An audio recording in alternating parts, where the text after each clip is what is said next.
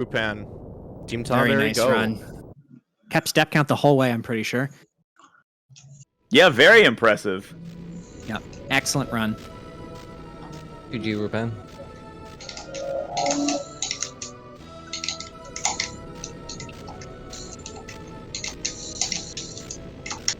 So, meanwhile, we've got Team Choco is in the, I believe, the final cutscene here before their final bout with XDeath, and Mog is not too far behind, sort of at Mog the... had to use a reset on Caliphysteria, unfortunately, but...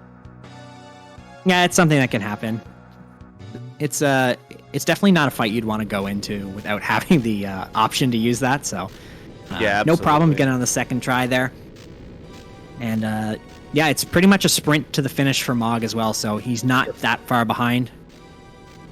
Really only looking at about a 10 to 15 minute kind of, probably about 15 minutes sort of thing. Yeah, I mean, all things considered, with like the craziness that FF5 can bring, these three teams still finished really close, considering. Yep, definitely. Yeah. And Darklight Boko really dealt with a lot of some AP problems, some losing step early, and has played it exceptionally well. Absolutely. Yeah, absolutely. Losing step in this game, especially early, it's so hard to play through.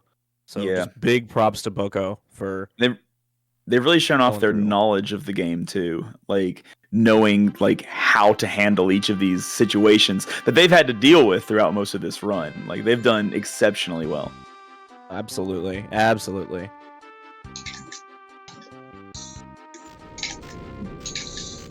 No Omega fights today. Save. No Omega fights. Yeah, they were kind enough to give us a save point right before the Omega fight, but not right before the final boss.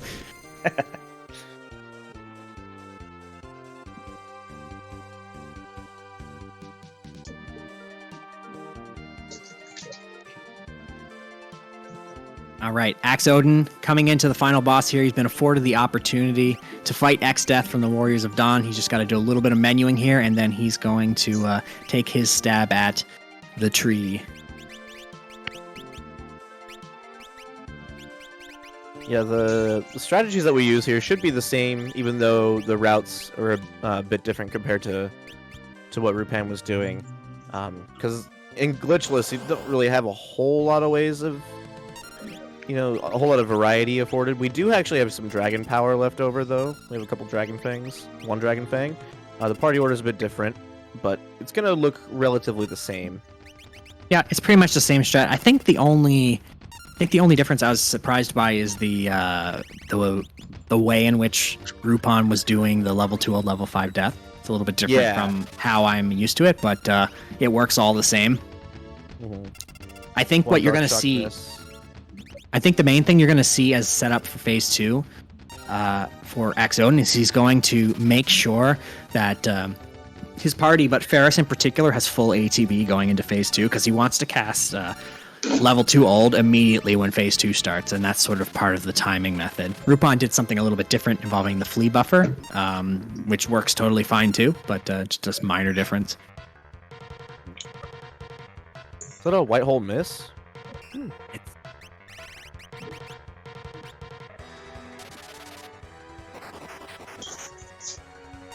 Level 2 I believe hit. because we had the dragon power, we get to spend a little bit less time setting up than Rupan did. Unless we're gonna wait, we haven't built the second character, have we?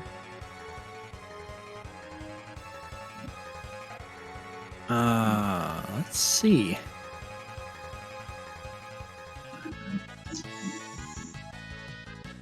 Now just timing that level 5 death. Yeah, he's trying to make sure that really awkward. Yeah, he's trying to make sure the ticks are exactly. So you saw the second that Kara got maxed ATB, he used level 5 death. Yeah.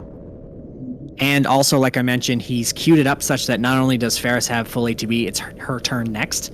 So Ferris is set, and he's going to do level 2 old immediately when the fight starts. And I think what I was going to say before, one way to do this strat is that if you cast level 2 old immediately when Phase 2 starts, the combo actually kind of times itself if you queue level 5 death as he's doing his animation.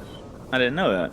Yeah, so it's a really nice way to do it. So you don't have to think about timing it or doing any buffers. Does this work It on must Battlefield 1 as well? It does work. Yes, it does. Ooh, I was just thinking about it in hindsight. I wonder if Rupan's strat gets the I wonder if this strat he goes past an increment of 5 once or twice, and Rupan's strat gets him on the you know what I mean? Because it seems like Rupan did that it. would make the most sense. Yeah. Rupan did level 5 Doom almost immediately after level 2 Old, and this one waits an entire turn. So kind of an interesting thing to think about. I might have to get the abacus out to verify that one, but that's what I'm thinking for now. It's a little bit more math for the road. Yep. That's So right. this is going to be Right. pretty much the same, except cast level 2 Old. You're going to see Kara do the same break sword. 0 is what we want to see. And then you'll notice he's going to Q during the animation, and it's going to automatically time itself. It actually works on Battle Speed Active as well, because during animations, it still pauses like that, so it still automatically times itself. Yeah, that's nice. super cool. Yep. Nice little mini detail. Other than that, now we're just going to use some Guild Toss. I guess a little additional buffing here. Mhm. Yeah, to make up for the fact that we're not using 2 Guild Tossers, only using 1. Yep. Compared to Rupan. Now, I think we only do 1 additional Samson power, but it's totally fine because we would just be defending with Ferris otherwise. Oh, that's not good.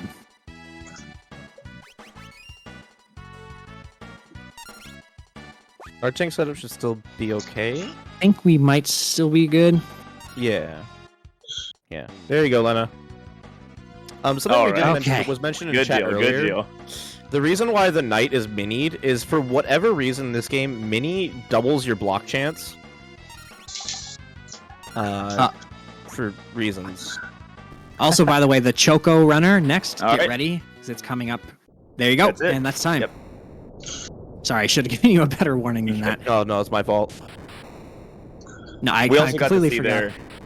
We also got to see there one of my favorite things about the Neo X-Death fight that we don't see in the glitched run, which is the message: the laws of physics are breaking down. Yeah. That's a very FF8 kind of precursor right there. That's right. 5 and 8, the best ones. I'm telling you. There you go. GG 6. Yep, GG's. So Just Team glad- Hog. Oh, sorry. Go ahead. Just glad nothing too terribly went wrong. No, it was a really Yeah, nice you did round. really well. Played really, really well. Absolutely. And Mog is not far behind. We've got we've got 3 bosses left. Not bad at all. Probably about 10 minutes away from the end, I would say. We get to see more frogs. And more frogs, exactly.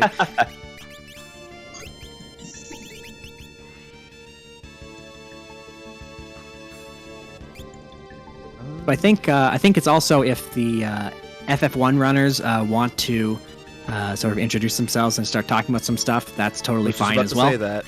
Yep, and please feel free.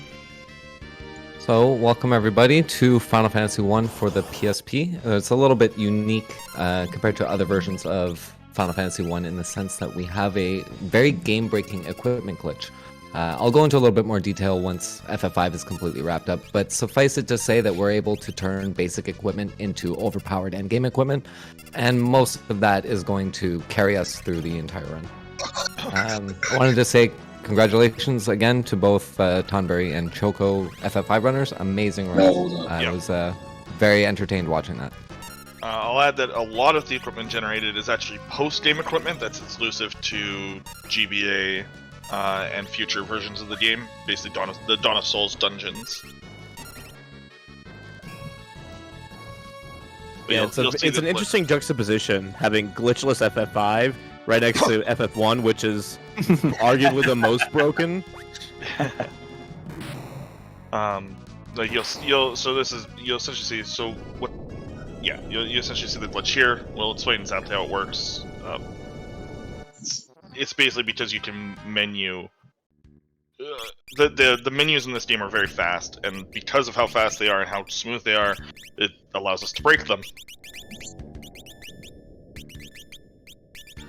Yeah, the basics of how it works basically is that you're equipping one piece of equipment onto another character in a different slot, and when you're going from a weapon to an armor or an armor to a weapon, the game doesn't really know what to do, so it tries to load the correct weapon or armor of that same ID on the other character's slot, and due to matching IDs, basically you can take an item that you wouldn't normally be able to get at this point in the game and put it on. Right at the beginning of the game, we created Knight's Armor, which is a huge defense boost, but it also sells for 18,000 gil, so that gives us a lot of the money that we need for the majority of the run.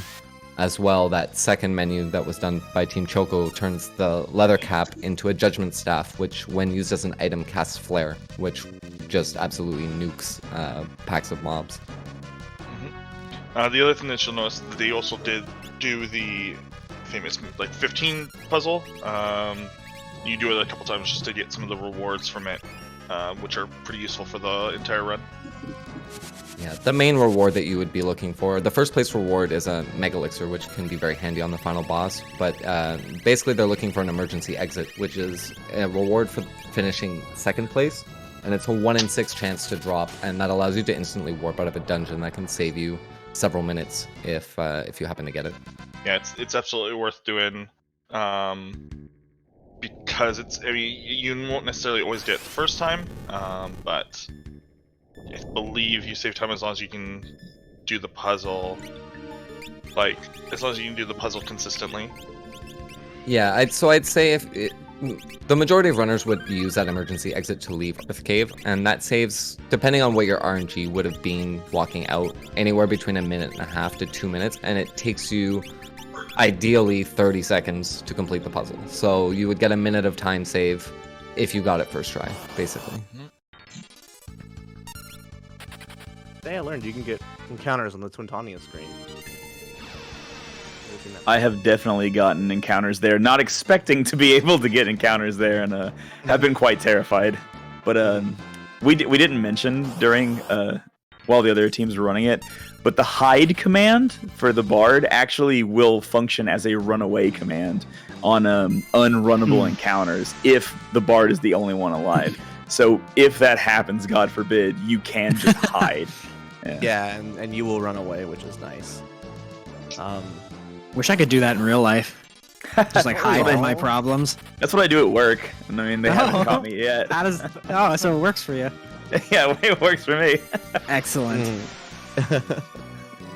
Yeah, so Mog in the home stretch now. Yeah, this Fortunately, area with auto haste, we're faster than most of the encounters here. We can run from them. Yeah, this area, I think that chest might be one of them. There's a number of optional and at least one super boss as well. And one boss, like we said, guarding the final save point. Yeah. Because, why not? Well, I got to one-up FF4's long trek to its final boss. Yeah, I think that one chest is actually Shinryu. I think it might be as well, yeah. Yeah, I believe it is Shinryu. Yeah, so that is the aforementioned super boss. Yeah. So he's getting ready to go into the final boss now. And I will just say, everyone should learn the FF5 speedrun. It's fantastic. There's multiple versions of it. Glitched is a lot of fun. This glitchless run is a lot of fun. I think they're great because they show off a lot of what FF5 has to offer. There's not a lot of sameness through it. You get to do a lot of different things. So, come hang out in the Discord.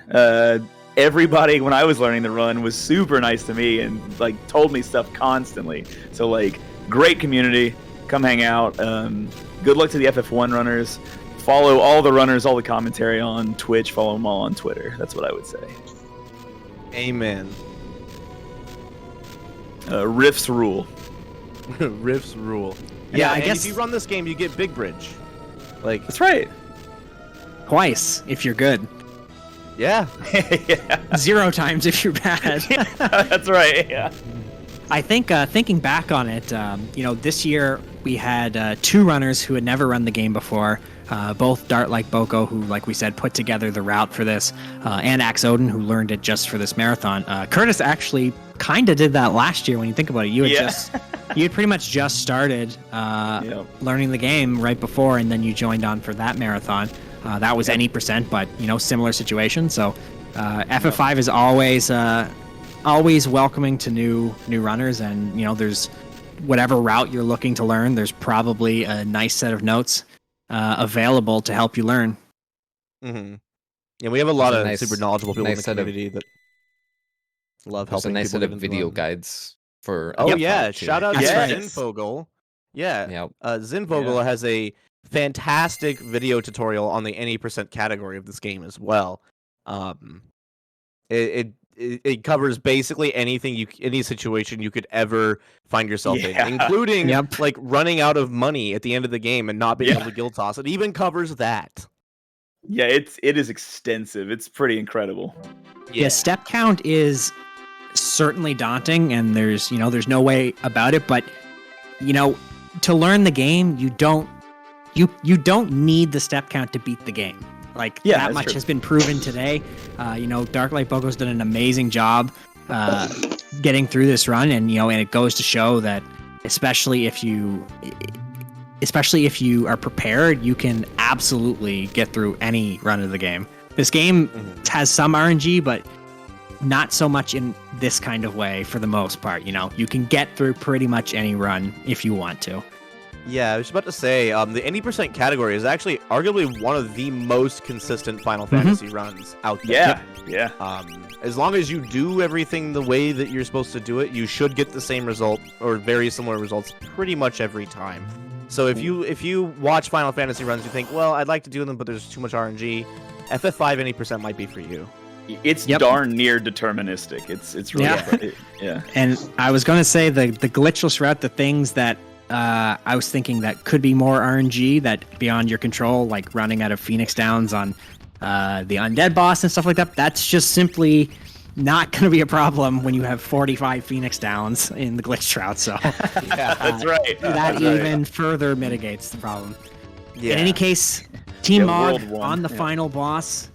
We're doing phase 1. We got a Samson Power, our Guild Tosser, and I believe he just hit Dark Shock as well. Very nice. Showing what happens if you hold the the cursor. I don't know if you guys have audio. Yeah, it just So level 2 old, no problem. Gonna do some defense so he can time. Give break to Kara for phase 2. And we're gonna be going into phase 2, no problem. So I guess the FF1 runner for Team Mog can start getting ready as well. Probably only just a few minutes away here. perfect turn order as well. Ferris will be next. Nice. 5 Doom, no problem. That timing is really hard. So the fact that nobody missed it. Yeah. Is, There's also like that brief moment before the skull appears where you're like, oh god, did he hit? yeah. You like stop breathing for a sec. Yeah.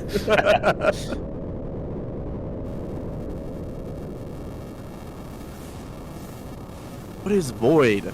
Arg. Yo, everybody likes to summon the void, but people hate it when they get stuck in the void. Everyone always asks where is the void, but no one ever asks how is the void. Ooh. That's a Pepe hands right there. That is.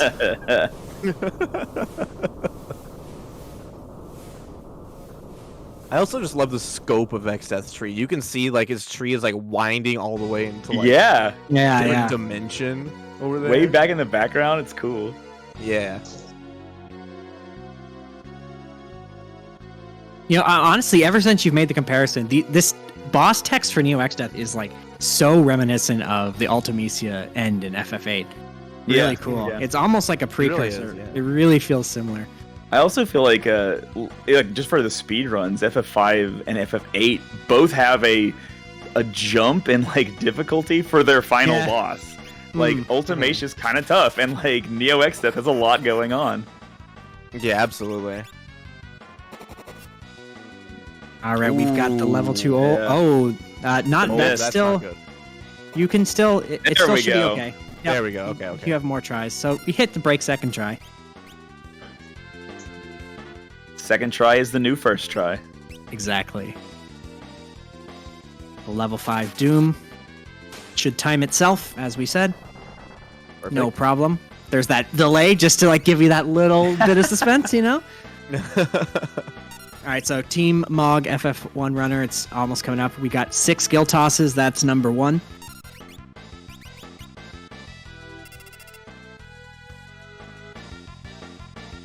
One Samson power for the road.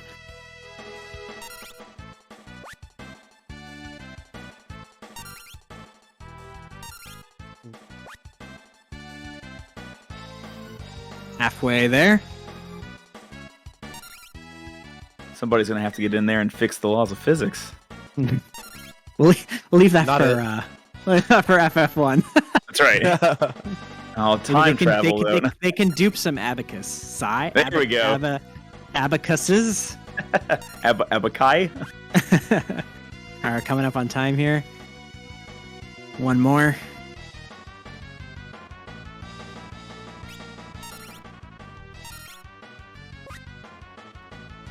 Time. That is time. Congratulations, GG. GG. GG. Gentlemen, it has been a pleasure. Congratulations to all the runners. And now I am excited for FF1. Yep. Yeah, Thank you. Thanks guys for having me and for having us here on commentary to bring you guys FF5. I really do appreciate it. Yep. Thank you so much for watching.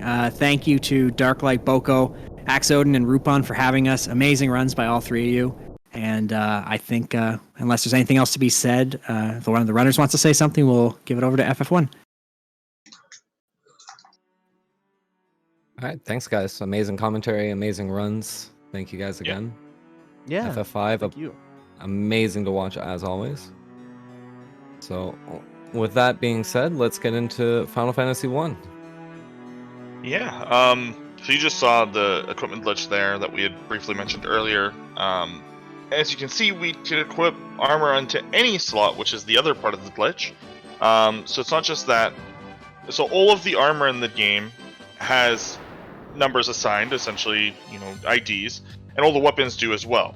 So each weapon and each armor can share an ID, and that's what you saw there. So we now have 3 Thief's Armlets on every character, which gives us an insane amount of agility, which allows us to run it faster, go, and it gives a lot of evasion as well, if I remember correctly. But you can equip that into each slot with the glitch. So, Yeah, so the main factor in running away from mobs is how much agility you have. So what we want to do is stack as much agility onto our characters as possible. That will allow us to run from the faster mobs in the game. And you can sort of see this with these sea encounters like Team Tonberry is getting right now. The Sahaga and Big Guys are extremely fast, and they're very hard to run away from until you get the Thieves' Armlets. So early game, we tend to nuke them with the Judgment Staff, and then once we get the Thieves' Armlets, we'll at least attempt to run away. Yeah. Wolves. go ahead. Wolves are another really fast encounter that is hard to fleet from early game. Yeah, and wolves appearing in the first shrine here is usually a huge time loss. Like if you're grind in this game, it's a pretty common reset if you get multiple wolves, because you can fail to escape them for a while. If you do preemptive, you automatically escape, which is a nice thing. So if you ever see preemptive, it's just you can go.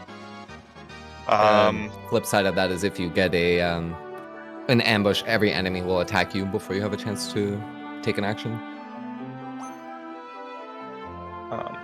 For people who aren't 100% sure, this is the PSP version, which is similar to the Dawn of Souls GBA version, but with the kind of PSP sprite graphics that they gave to this game and 4, and I believe 2 as well might have had a version that had these similar graphics.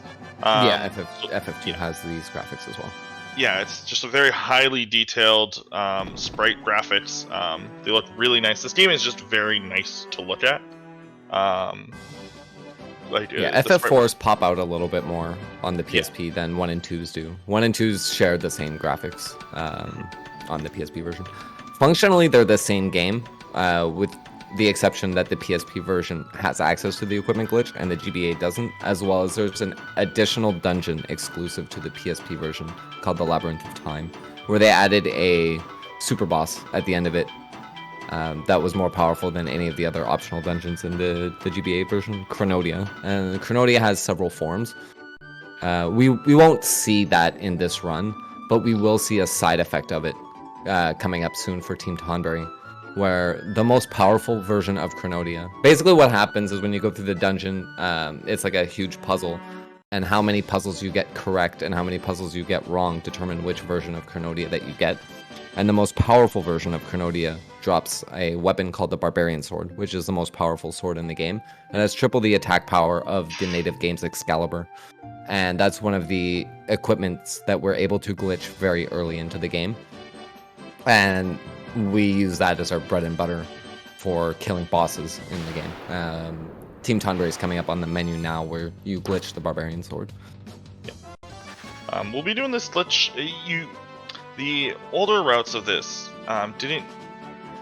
basically this was one of the last the equipment glitch menus, but after lots of science, etc., we do a lot more equipment glitching than previously to get different equipment that just ends up making the run smoother.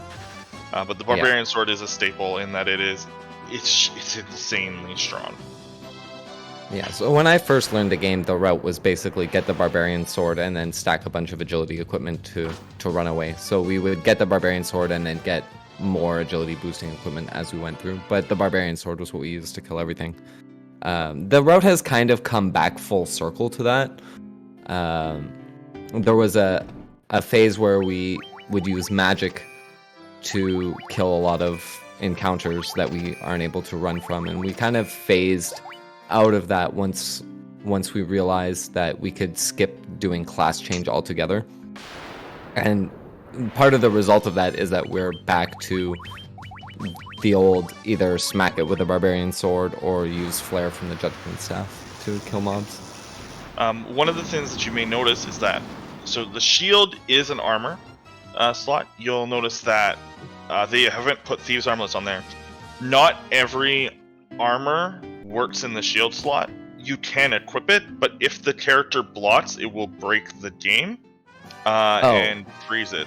As far as I've understood. Yeah, so you can't equip every... Ribbon is one of the things you can equip into that slot, and we will do that later.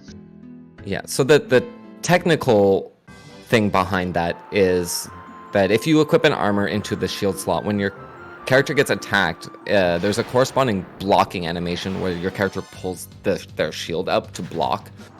And most pieces of equipment don't have a corresponding ID for that, and it will soft lock the game if you have one of those items in your shield slot. There are several pieces of armor that we were able to science out that did not soft lock the game and are safe to use. The ribbon is being one of them, where it just uses the Barbarian Sword as an like you see him parry with the sword instead, which is actually kind of cool because that's not an animation you would ever see. But there are a lot of unsafe items that you just cannot put in your shield slot or you will soft lock the game. It does. It would obviously be nice to have a fourth Thief's Armlet because, again, agility is an extremely important stat in FF1. Compare in PSP at least. Obviously, in the original FF1, I don't believe it did anything at all. So, yeah, some of the stats in the NES version of the game were bugged and did not work properly. It was a mess of code, the original game, but I mean, it obviously was, despite all the coding mess, was a ton of fun to play, and it's what sparked this whole franchise of amazing games.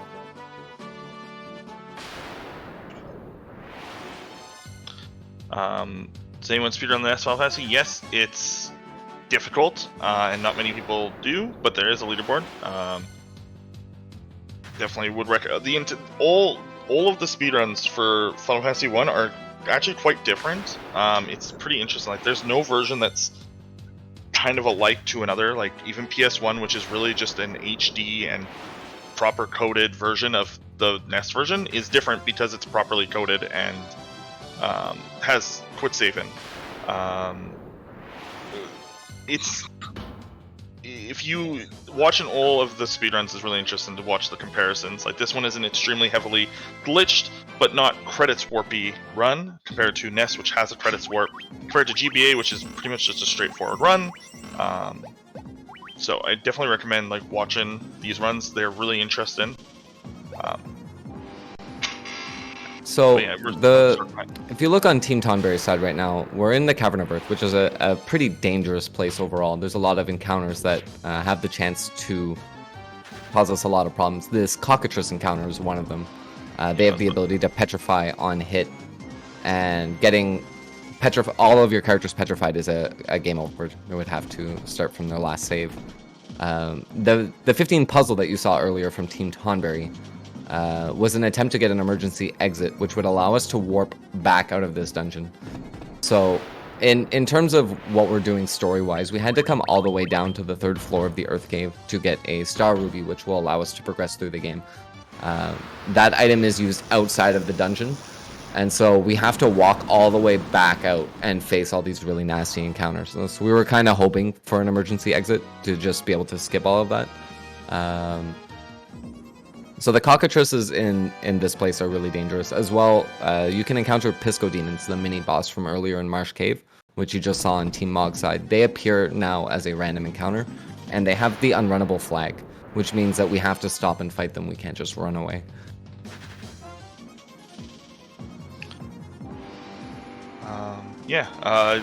This part of the game that Tonberry is on is kind of an interesting part. It's the only dungeon that we revisit, essentially. We're going to leave here, and then we're going to walk through all of this again. There's no shortcuts, except for if we get an emergency exit from the game.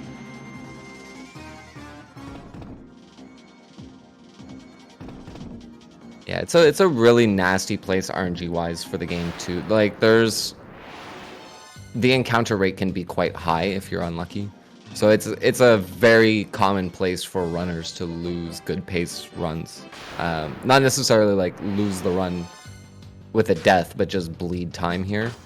Yeah. The Earth Cave is, though, one of the places where you can very easily die. The cockatrices can sometimes petrify you, especially if they get an ambush on. They will sometimes just petrify your entire team in one go. The other big thing with this section is that some of the enemies, like the cockatrices, are still fast, even though we've got the armlets. So yeah, it's just all in all dangerous. Yeah, it's one of the undead encounters. It's either shadows or wraiths. One of them is really fast. So some runners will elect to use fire on them if they have it. There's another preemptive. So you'll see here that as soon as the first character, regardless, is able to run, you can run. The one thing is, like, as much as as I mentioned, all these versions are different, every version of this game shares one common factor, and that is there are a lot of random encounters in this game. It is a old school RPG. It kind of expects you to fight almost every random encounter you find just to stay on pace with the game itself, so it just throws them at you the whole entire game. There's no way to really reduce that in this, so we are just going to run through the game, and we're going to hit these encounters, and we're going to run from them, and that's all we can really do, except for killing them at certain times. Yeah, games from this era were really designed around the principle that you would fight everything you come across, and so the game throws a lot at you to make sure that you're able to hit appropriate level thresholds. What they didn't expect is that they would put an equipment glitch into the game, and that we would just completely ignore that. So we don't really need to stop and fight anything. We'll do a little miniature grind later on a forced encounter that's really quick. It takes about a minute and a half to level up to the thresholds we need. But outside of that, we don't want to fight anything. It just slows us down. So we're going to, run away from pretty much everything. And you'll see that, like, once we get out of this Tavern of Earth section, we're going to basically just be going from crystal to crystal to crystal very quickly. We are basically doing absolutely none of the optional content in the game, outside of, again, grinding a mini boss that we can force over and over again. Yeah, one of the, I guess, the larger optional contents of the game, not something that, like, this was in the base NES game, was you have the ability to class change, to upgrade the classes of your characters. And the route that was just made The current route that all 3 runners are using now also skips doing that. It took a few minutes, and we used to use it as upgrading your characters allows us to learn more powerful magic. One of those magics was teleport. It would allow us to warp back some floors or out of dungeons. But the route has evolved to the point where we don't need that. We'll just walk out in it, and it's faster than actually going and upgrading our classes. Mm-hmm.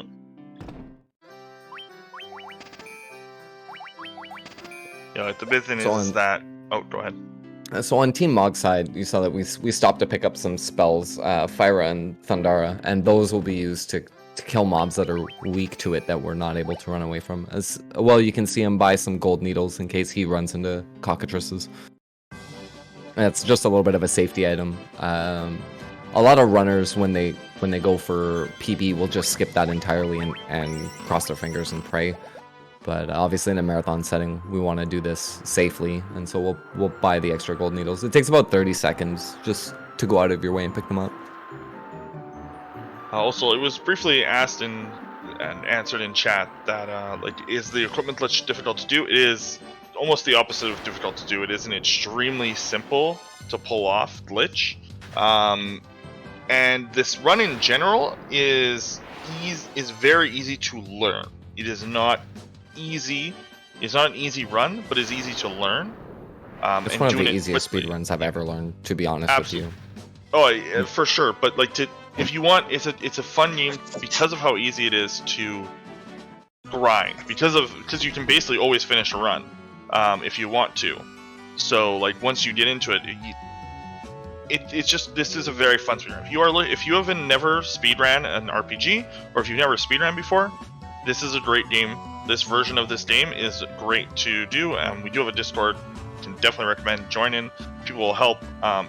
It's really fun to play. Yeah, it's a very good entry-level speedrun for people that are new to speedrunning RPGs. There's not a lot of complex menuing. The equipment glitch is very easy to pull off. You're literally just pressing 2 buttons at the same time.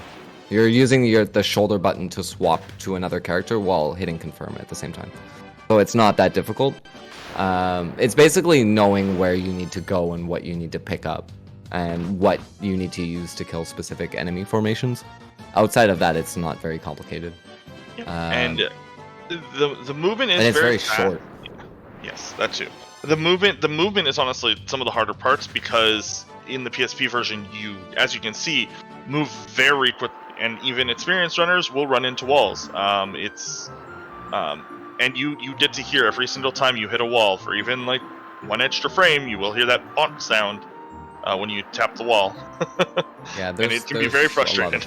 There's a lot of feedback that the game gives you. Yeah. Go ahead. Tonberry is coming up on Lich. Lich is one of the most dangerous bosses in the run. Yes. Because you are so low leveled, he has in his repertoire the ability to cast Blizzara, which will one-shot his entire party. So what we're hoping for is either we outspeed him or he physical attacks, which he did in this instance. It's a 1-turn fight because we have the Barbarian Sword. So as long as we're able to kill him before he gets off his turn, or he decides to physical attack, it's fine. But you will see every runner safe before Lich.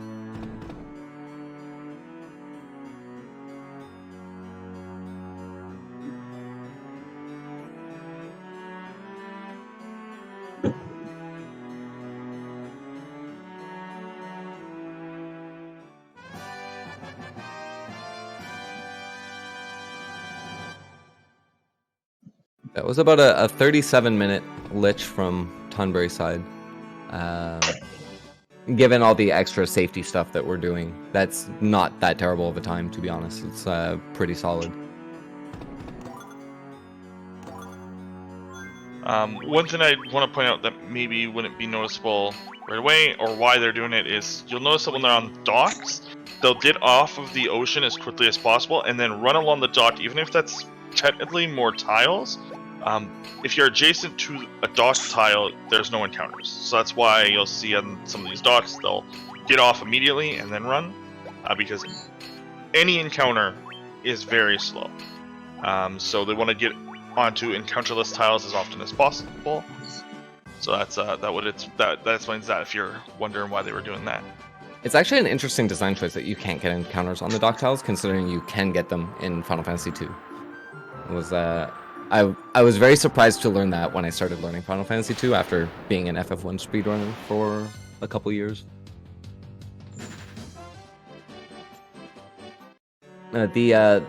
The little walkways in the towns as well, where you see the little stones in between the buildings, those are also encounterless tiles, and they're free to walk on.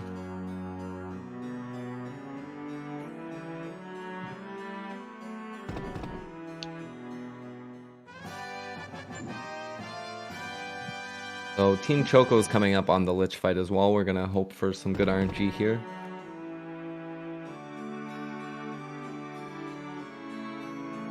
Another thing to note too is you'll see that both runners have not really healed. Team Choco is healing the two mages, but the warrior and the thief are being intentionally left at low HP. So there's a grinding section coming up where the only characters that we want to level are the two mages. And so we're keeping the warrior and the thief at low HP so that we can have them killed off fairly easily. That way we can funnel all the XP onto the two mages.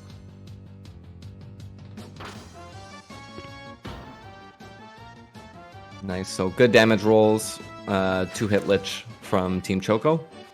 Mm-hmm.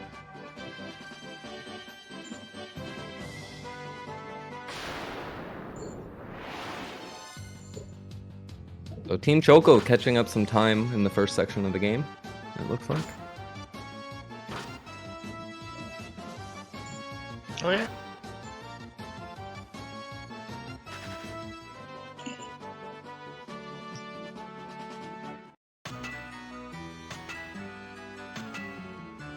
So there's another large menu here on Team Tonberry's side, where we're going to be replacing those Thieves' Armlets with black garbs that are available with the new items that we're able to buy in these shops. The black garbs do the same thing as the Thieves' Armlets, except it's a larger boost, so we're going to get a little bit more agility here. There's another item that we're able to glitch here called the Lust Dagger. And so the Lust Dagger is a thief dagger that we can equip on pretty much anybody because of the equipment glitch. And that also gives an agility boost. It looks like we're going to be keeping the Sage Staff on for this upcoming section. The Sage Staff gives you an intelligence boost, so that will allow us to kill mobs in Ice Cave a little bit more consistently. Yeah. I want to point out that... Oh, sorry, go ahead. Oh no, I was just gonna say a small thing is here is that normally the intended order for doing these is to do Lich, I'm gonna forget all their names, Earth, Fire, Water, Air, but Fire and Air can be done, Fire and Water can be done at different times, so we do Water first here, as you can see here.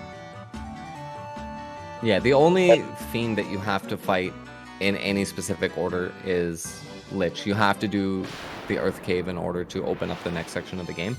But once you get past Lich, the game itself becomes, for the most part, open-ended. There are some requirements that you need to open up other things. Like, for example, in order to get into Mirage and Flying Fortress, you need an item from Sunken Shrine, but you do not actually need to kill the boss of Sunken Shrine to get in there. So if you really wanted to, you could go into Sunken and get the Rosetta Stone and then go into Flying Fortress and kill Tiamat first if you really wanted to.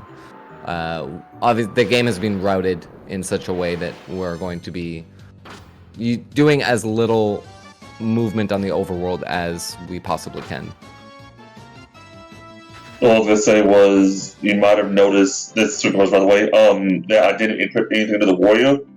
For the equipment glitch to work, the item you're glitching from, which is the metal axe that I was doing, has to be able to be equipped by the character you're coming from.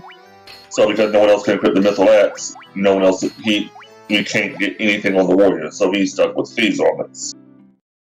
Yeah, that's actually a very important note when it comes to our party composition. So the reason that we use the party composition that we have, Warrior, Thief, Black Mage, White Mage, is for that specific reason. So if things get a little wonky once you're able to equip any equipment on any character. And so it wouldn't necessarily seem that way at first glance, but the Thief is a way better character than the Warrior is in terms of damage output. So if you give the Thief the same equipment that the Warrior is capable of equipping, he is able to output significantly more damage than the Warrior.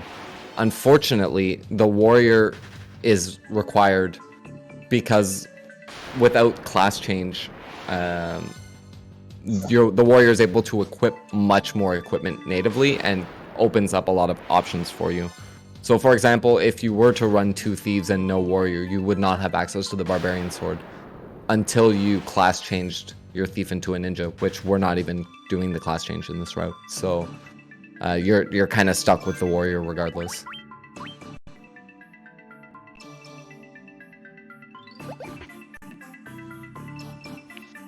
It's another reason why we bring a Black Mage, for example, instead of a Red Mage. The Red Mage doesn't have as big a repertoire of things that can be equipped on it. Ice Tavern here is another kind of spooky dungeon to do. It's also where we're going to grind. This encounter that Tomberry is on right now can be a lot worse than what is just being shown. It can be... there's a lot of different options that it has, essentially. And he ran away. And that's the other thing, is that it's hard to run away from that encounter as well.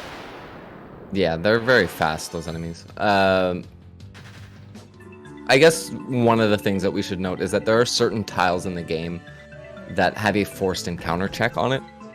So every time you step on that square, you will always get an encounter with a specific enemy formation. In that particular case, it was an undead formation. And it can be anywhere between 3 and 9 enemies. And it is possible to get ambushed on that tile. There's another one coming up that contains the Evil Eye, and the Evil Eye is sort of like a mini boss. He's guarding the item that you need to progress further through the game. That allows you access to the airship, and that is the enemy that we're going to be grinding on. What we want to hit is, by the time we go do our final shopping, we want to have level 19 on both mages. So what we're going to do here is we're going to defend, bait a Thundara to allow the Warrior and the Thief to be killed off, and then we're just going to kill the Evil Eye. And we can repeatedly kill him by just stepping on the same tile, because every time we step on it, we're going to get an encounter with an Evil Eye. And the Evil Eye gives a lot of experience.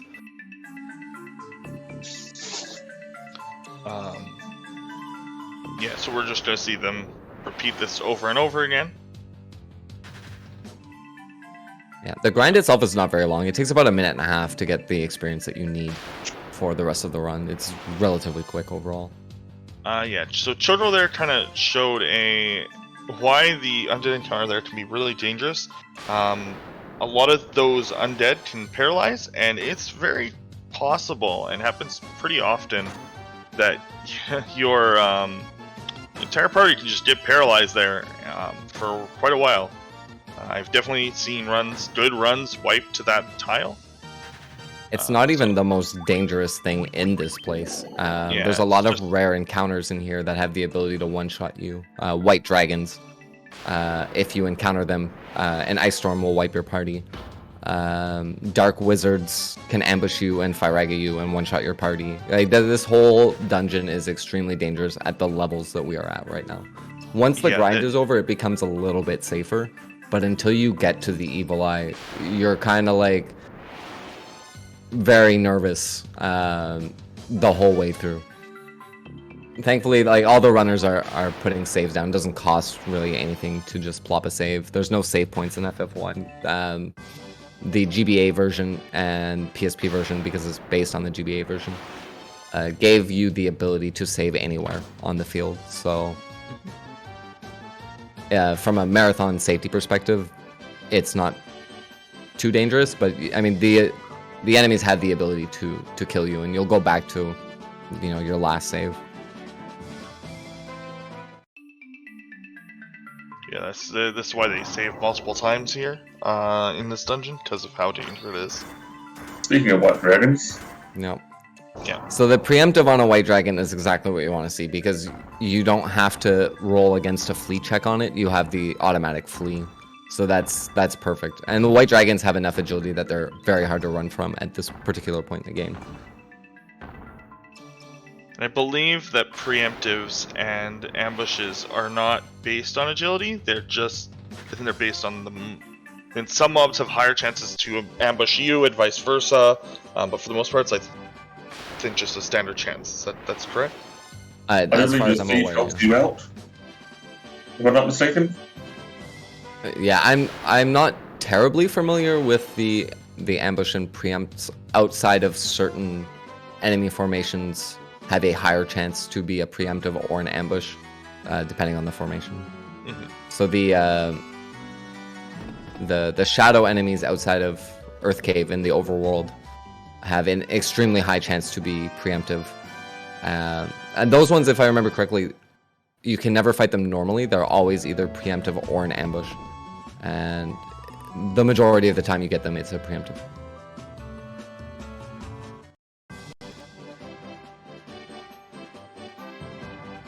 Yeah, we now So have Team Mog Chi-Chi. is going back now into the final trek into Earth Cave.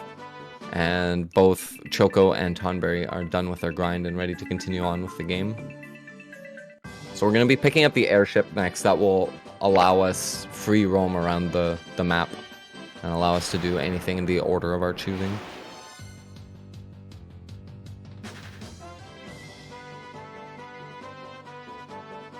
So the current route that all three runners are using was developed very, very recently, like within the last month or so. Well, it was developed pretty much when submissions for the relay were coming out. So I'm not super familiar with the route, but I am familiar enough with the game to be able to figure out what is going on as they do it. It'll be a kind of a learning experience for me, as well as you guys at the same time, which I'm super excited about. The one thing I do know is that they are not taking their airship and going to class change right away, which is what we used to do.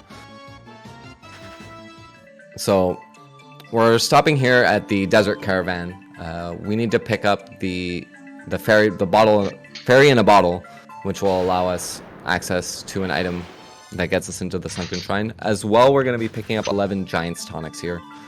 Those Giants Tonics will double your HP in battle. It's an in-battle item.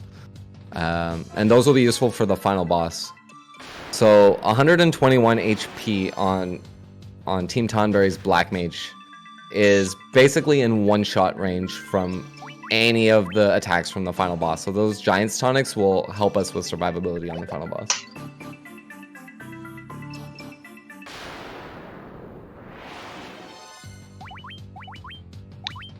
We now have, looks like T-Mod is starting to make some distance. This team is actually pretty much just pure RNG through the entire thing, like when it comes to it. Like, there's a lot of skill involved, but the encounters with how often they can happen, it's very easy for somebody to subtly catch up throughout this game. Yeah, it's one of the things that makes this game so appealing. There's a ton of FF1 runners, and we like to do races with each other every once in a while, and you can never know who's gonna win just based on the skill of the runner, because the game can decide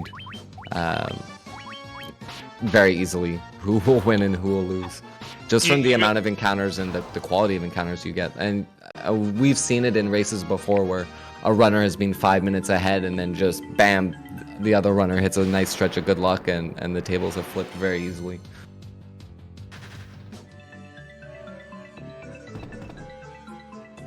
So here's an interesting thing down on Choco's side.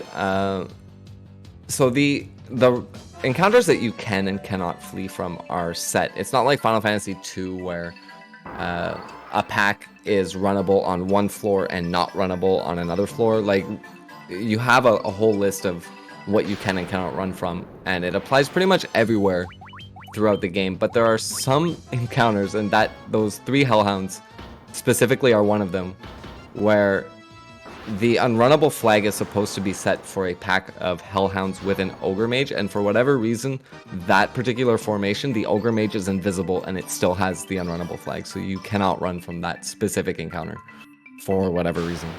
There's an Ogre Mage pack later on in the Volcano as well, where there is no hellhounds, and that flag is also present. And I have no idea why that happens, but it's the one quirk to the list of what you can and cannot run from.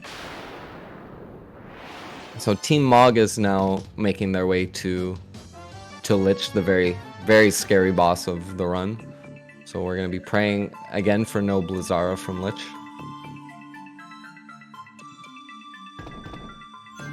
On the other hand, Team Tonberry in the Sunken Shrine. The Sunken Shrine is not dangerous at all in terms of bad encounters, but it has a lot of unrunnable encounters that can make you, like, you'll have to stop and fight them, and you can bleed some time here if you get really dangerous to you, but dangerous to your time.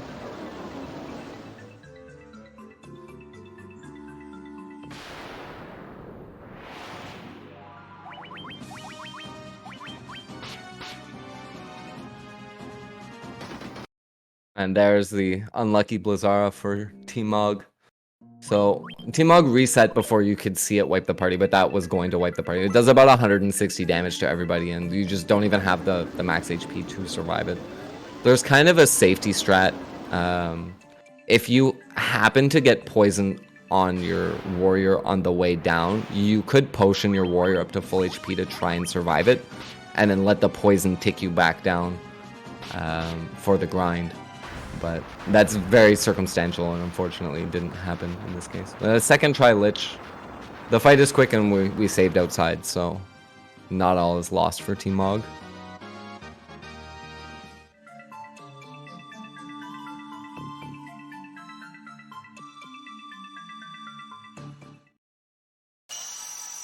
So, back in Sunken Shrine, there's an interesting change with the new route, where because we do not have access to the teleport spell, one of the items that we need from this dungeon, the light axe, will allow us to glitch survival vest, which is an upgraded version of the black carbs.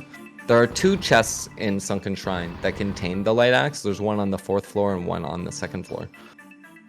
When we had teleport, there were some runners who would grab the one on the 4th floor at the risk of maybe an extra unrunnable encounter, but because it was less steps, and without teleport now, there's absolutely no reason to go for it. It's super out of the way. So we will always be grabbing the one on the 2nd floor now.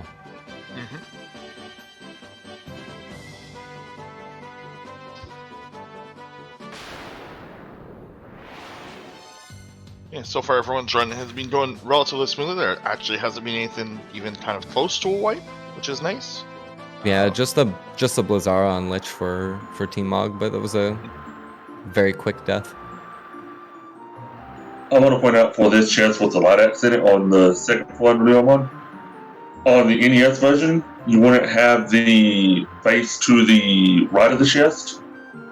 It's supposed to have an encounter. It's supposed to be a trap tile on each of the sides of the chest. But when they extended it for the HD in this version, they forgot to put the trap tile here. Yep. Yeah, so there's one safe tile on the very right of the chest that you can go to without getting an encounter.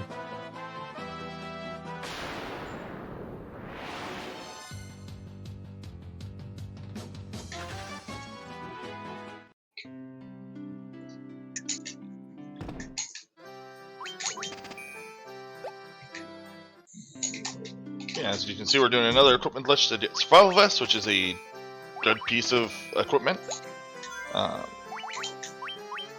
Yeah, it's the glitch is easy, but it's not like it's not super easy.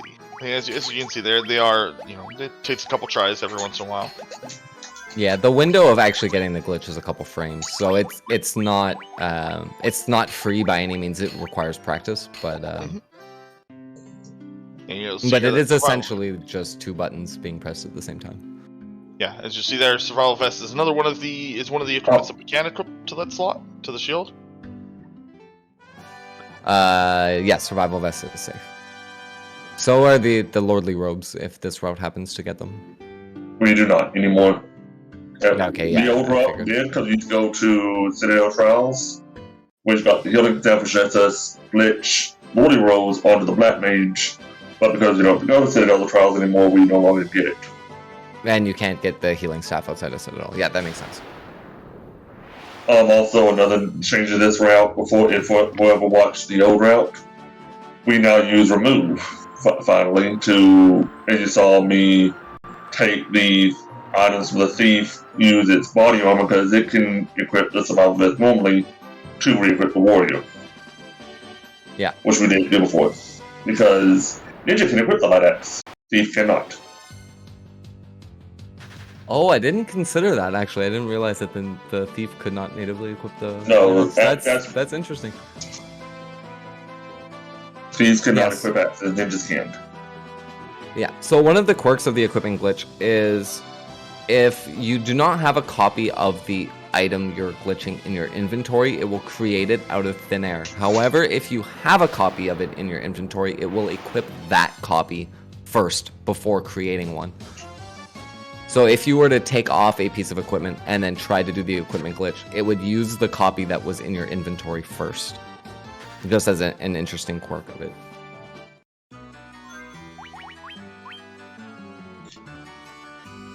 So the three encounters in Sunken that we don't want to see are the Sahagin Prince and Chief, which we've seen a few times. Ghosts are also unrunnable, as well as water elementals by themselves. If you run into a water elemental with a water naga at the same time, that specific encounter is runnable.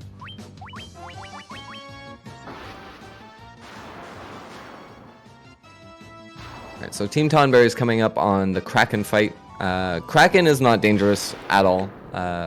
It can't really do much to you with the equipment that we have at this point.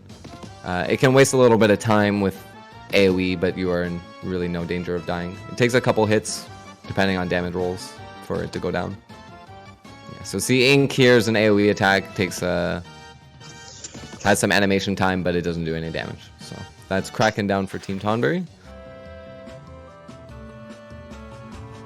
And now we go to the worst dungeon in the game. Well, second worst.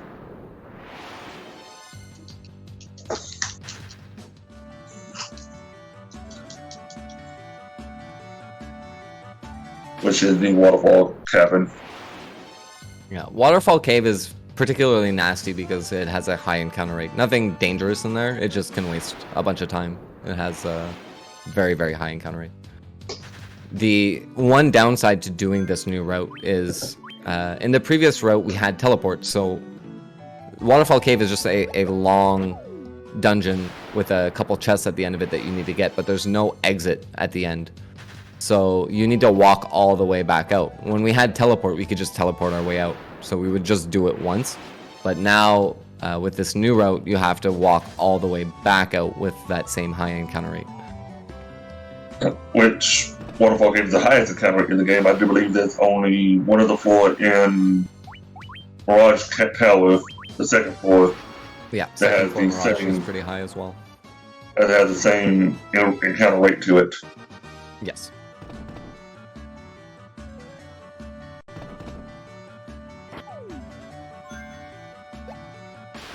Alright, so Team Choco is about to hit Kraken as well.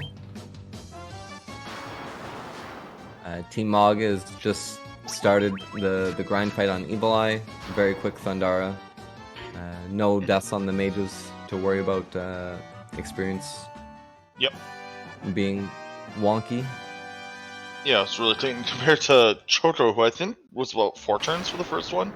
It's really annoying when he just decides to gaze over and over again. Yeah, Evil Eye goes through like a cycle of attacks, so if you don't get it in the first 2 or 3 hits, sometimes it's just better to kill off the Evil Eye and attempt to get your characters Thundara'd on the second fight.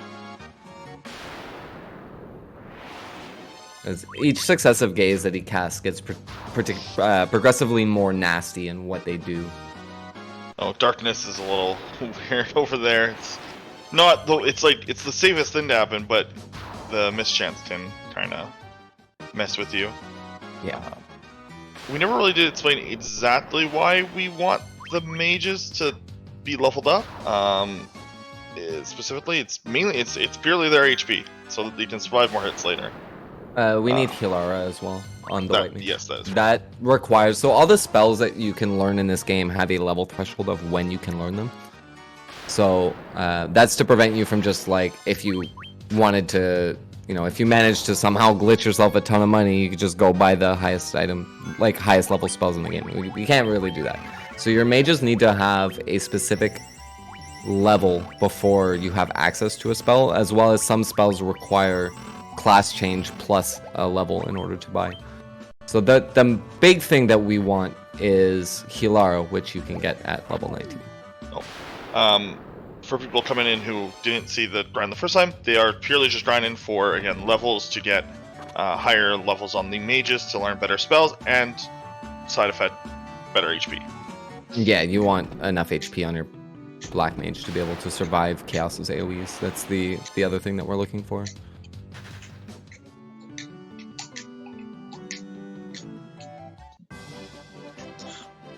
That's what.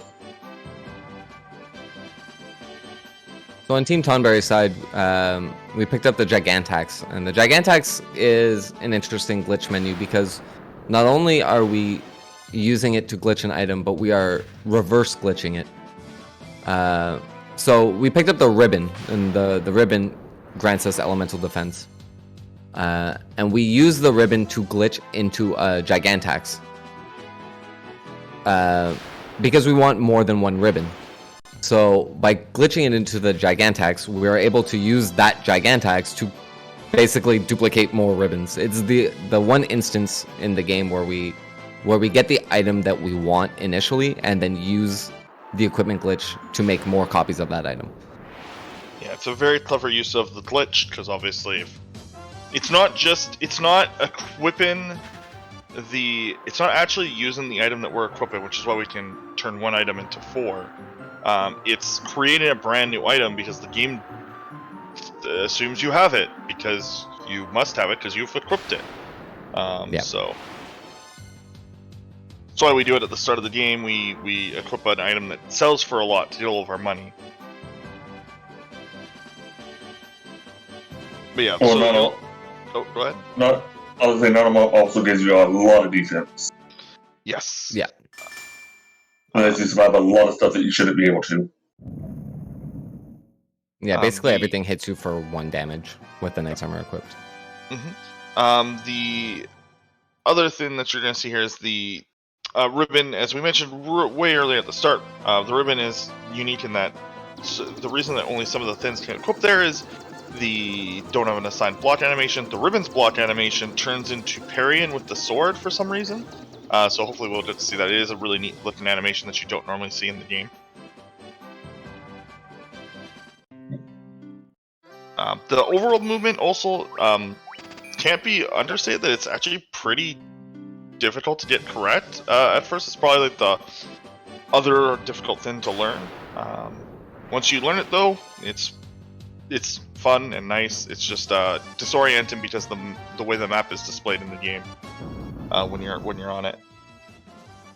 Because the airship moves so fast, it is very easy to miss a lot of things.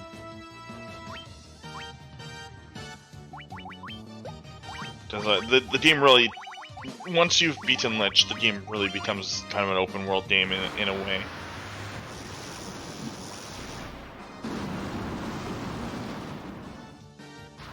I need to go back to, and I meant to do this. I forgot to grab.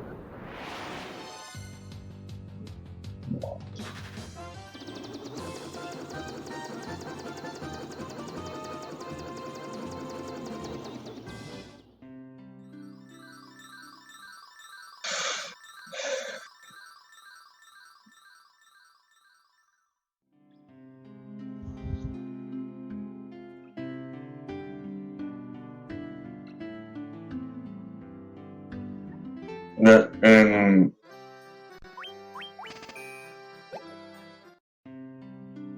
this is the reason why we want level 19, because so that way we can get to Hilara and Faraga on the Black Mage and White Mage respectively, which we used to get teleport as well, but because we're no longer a Black Wizard, we can't get it anymore. Yeah, we used to, like we mentioned earlier, we used to get the black, We used to upgrade our classes after Volcano, which we did earlier, but the route changes and timing has made that unneeded. Another thing is that so in this dungeon here, we're going to be running on the fire tiles as much as possible because they do not produce encounters. So the movement here is very explicitly to reduce the number of encounters. This is probably one of the dungeons where we get the least, generally, because of that. One of the only dungeons you can probably get 0 encounters in. Yes. And I've definitely had runs with 0 encounters here, and then it not matter because, well, I used to do the older route. I haven't done the newer route because you just get tons of Sahagin princes. So this is kind of why it's a fun speed run in a fun racing game, is because the movement is really good and the encounters. But from here, it's pretty much there isn't too much going on in the volcano itself other than knowing that the lava tiles don't produce encounters.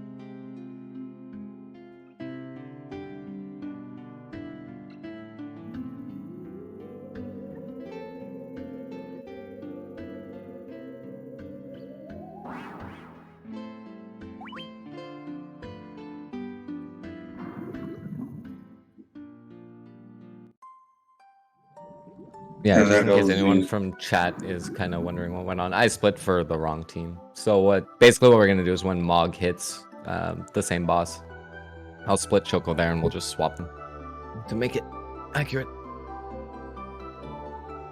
Okay, I was wondering about that. I was like, wait, what? Yeah. I hit the wrong team. And My bad. there goes the down for me.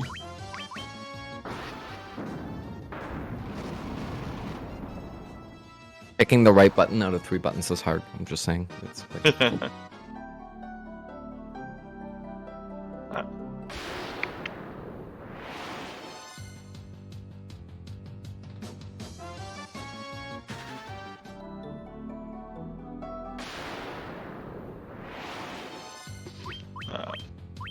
There's much going on here. Miniature zombies are another annoying encounter. Can't run from them, and they're actually kind of hard to kill somewhat, except thankfully we have Flare. Well, for us, Fire in the well, old this one. route used to kill them, so having to resort to flare kind of sucks. But I mean, Well, it's, we resort to flare for this one because we pick up Faraga instead of teleport. We can actually kill them without using flare. oh yes, yeah. So the animation for Firaga is like what, 4 seconds. The flare animation is 8, so it's a significant difference. It's about half the time to cast Firaga over flare. Oh yeah. No, usually we cast Farah, but because we don't class change, the Black Blade doesn't get enough intelligence to reliably kill with Farah, so we get Faraga to make up for that. Yeah, the class change plus the lordly robes made you do a lot of damage with magic attacks. And this route doesn't really have access to that. And this is why I normally keep the Sage's Staff on the Black Mage of the whole run because it gives a lot of intelligence.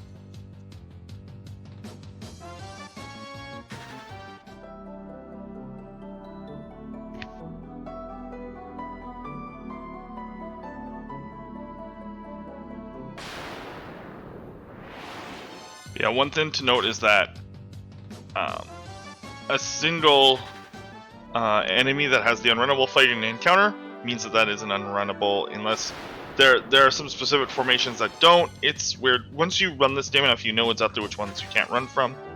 But for the most part, I just thought about this. Does anyone want to explain why we try to avoid forests on the overworld? oh yeah, And while forest. we go through while we go through the Pacific Clouds if we can. Yep. Like there's a lot of movement that looks really weird. Like technically take in more steps. It's always to either avoid encounters entirely or avoid bad encounters. These Minotaur zombies, like generally, like some days you'll do an encounter thing just to see how many encounters you get. Usually FF1 runners will more often than not just count the unrunnable encounters that they get, including, and then how many ambushes and other stuff. So that's pretty common to see. Every time I run the game, I keep a tally of how many actual encounters I get in the game, and the game does swing from time to time, and a lot of your times do depend on the quality of encounters you get over the actual number. But I would say like it's pretty consistent within a range of around 160 to 180 encounters roughly that you get throughout the run. It doesn't really vary more than that. See, I can't do that. I'd go insane knowing just watching the encounter rate tick up. Yeah, it's... And just get mad when I get more encounters than I should. But yeah, it does, yeah, like...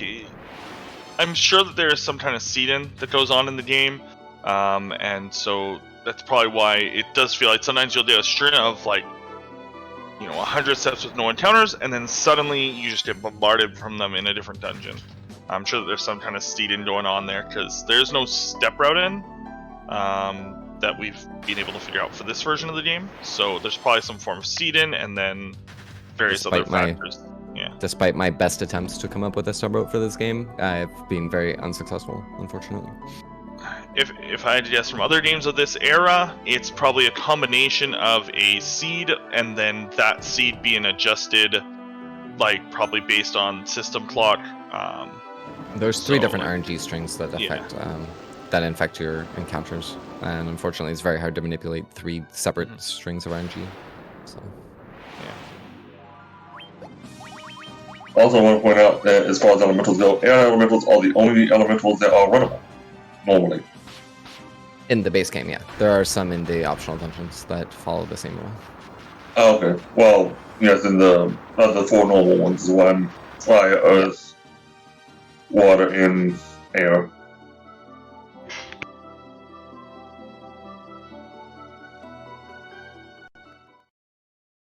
Alright, so that's cracking down for Team Mog.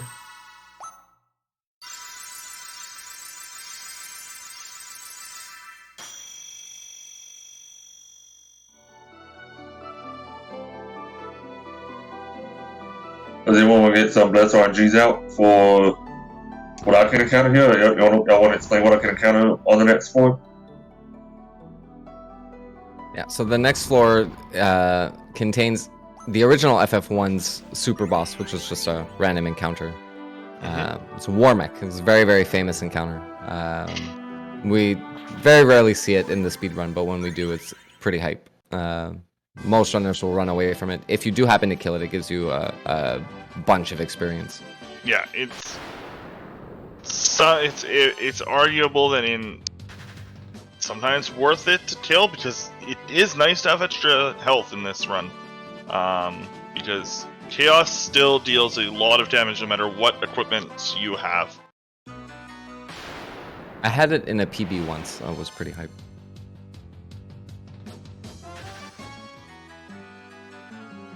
So Tiamat has the ability to be dangerous if you're not topped up at full HP. His AoE attacks are extremely powerful. Luckily, our barbarian swords are also extremely powerful, so we can just smack her away before she's able to really cause us too much trouble. But that's very important. Tiamat is a she. And Choco coming up on Tiamat as well. And now me and Choco now come up to the true equalizer of this game. Chaos Shrine.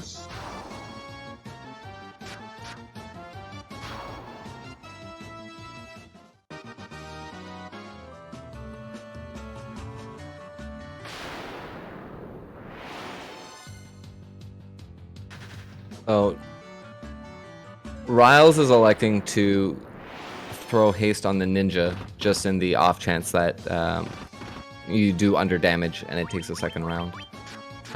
If your haste gets off before the thief attacks, the haste will basically increase your damage output. So it's to kind of ensure that you don't under damage, but at the risk of it doesn't go off before you take your turn.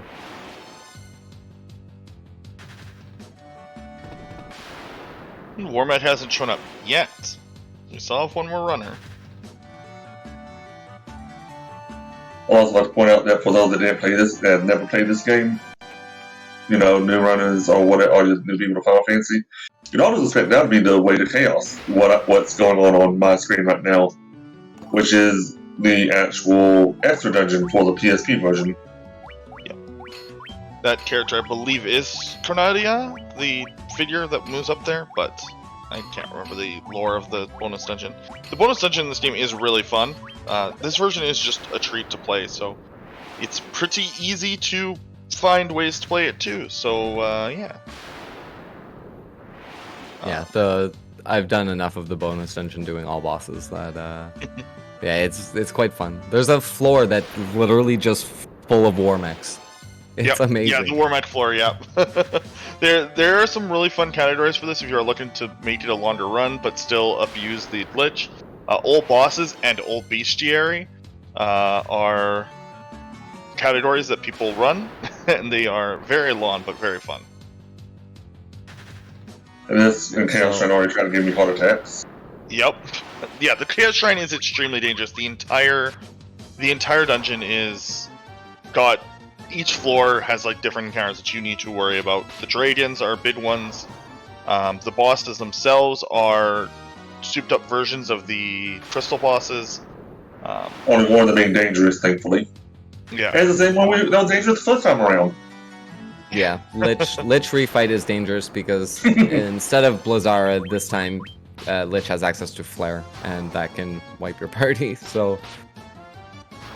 Another little fun fact, thankfully this version gives you the loot. If you ever play the NES version, you can get all the way here and never pick up the loot and get stuck right here. But thankfully this version, even if you try to leave without talking to Princess Sarah, it forces you back. Yeah. I believe that every version of the game after the PS... does Origin? I can't remember if Origins forces you to talk to her. But I don't know. Dawn of Souls. Every version, at least since Dawn of Souls, forces you to talk to her.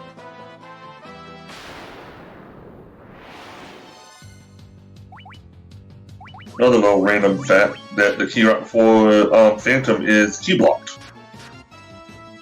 Yes. Which was never found out till they did the Final Fantasy 1 randomizer. Yeah, we're seeing dangerous encounter over on Choto's. Any dragon is dangerous in this dungeon, but are worth quite a bit of experience. So killing them is kind of okay. Again, a couple dragons can almost be helpful. Yeah. Not 2 dragons in a row though. Yeah, the white dragons are runnable, but the dragon zombies and the green dragons are not runnable. So regardless, we have to stop and fight them. Purple worms are also not runnable, but again, they actually provide a decent chunk of experience. They also give you the item that you wanted before. Yes. Which is funny. We can still get the emergency exit just when it's not useful anymore. Yeah, when we're at the final dungeon and we don't want to leave, you can get an emergency exit. Yeah. So Earth Elementals on this floor is the one unrunnable encounter that we don't want to see. They're not deadly, but they do waste time. And they do not provide as much experience. So again, like getting a couple dragons, a couple purple worms, kind of almost beneficial because it doesn't take that long compared to just running from a normal encounter. I'd rather get the white dragons than the purple worms, to be honest with you. Well, yeah, absolutely, but just saying it's not the worst thing that can happen. Those Earth Elementals are unrunnable and provide very little to no experience. So, but we're going to be coming up to the first refight here. So the refights are on forced tiles, similar to other mini bosses throughout the game.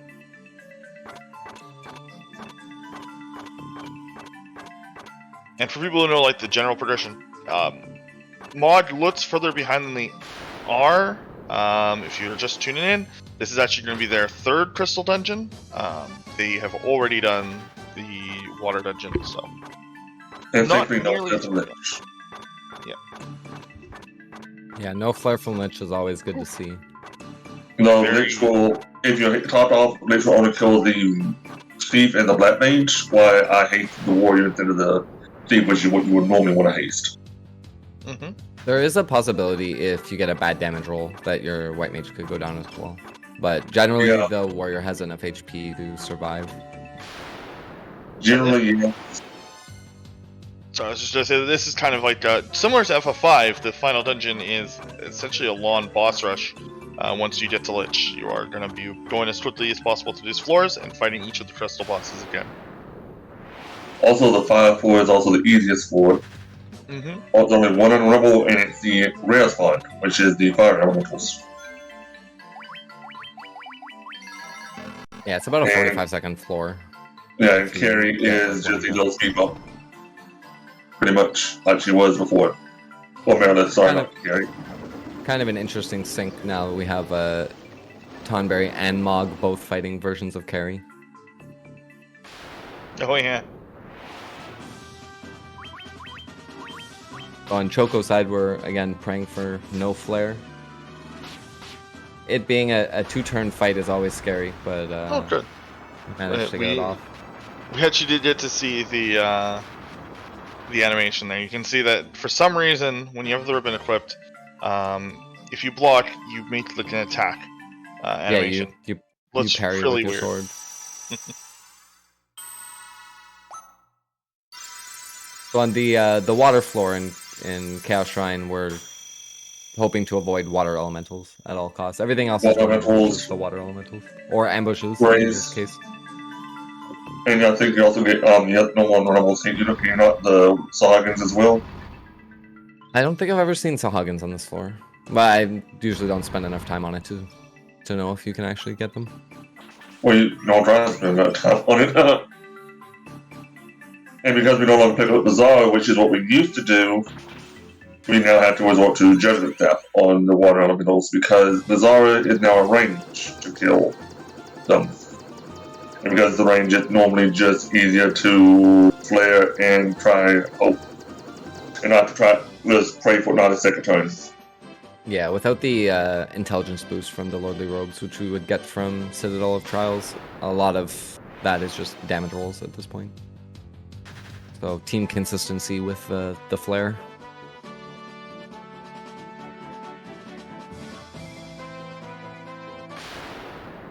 And so Choco's having a really nice water floor so far. I think it's one encounter that I've seen.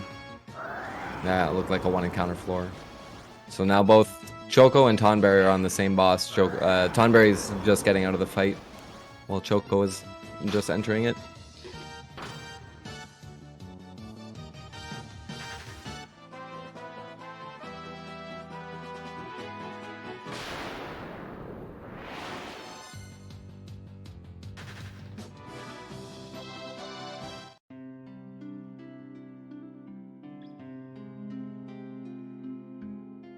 Oh, Tiamat also comes with some nasty AoE in the refight, but is electing to do physicals, which is really nice.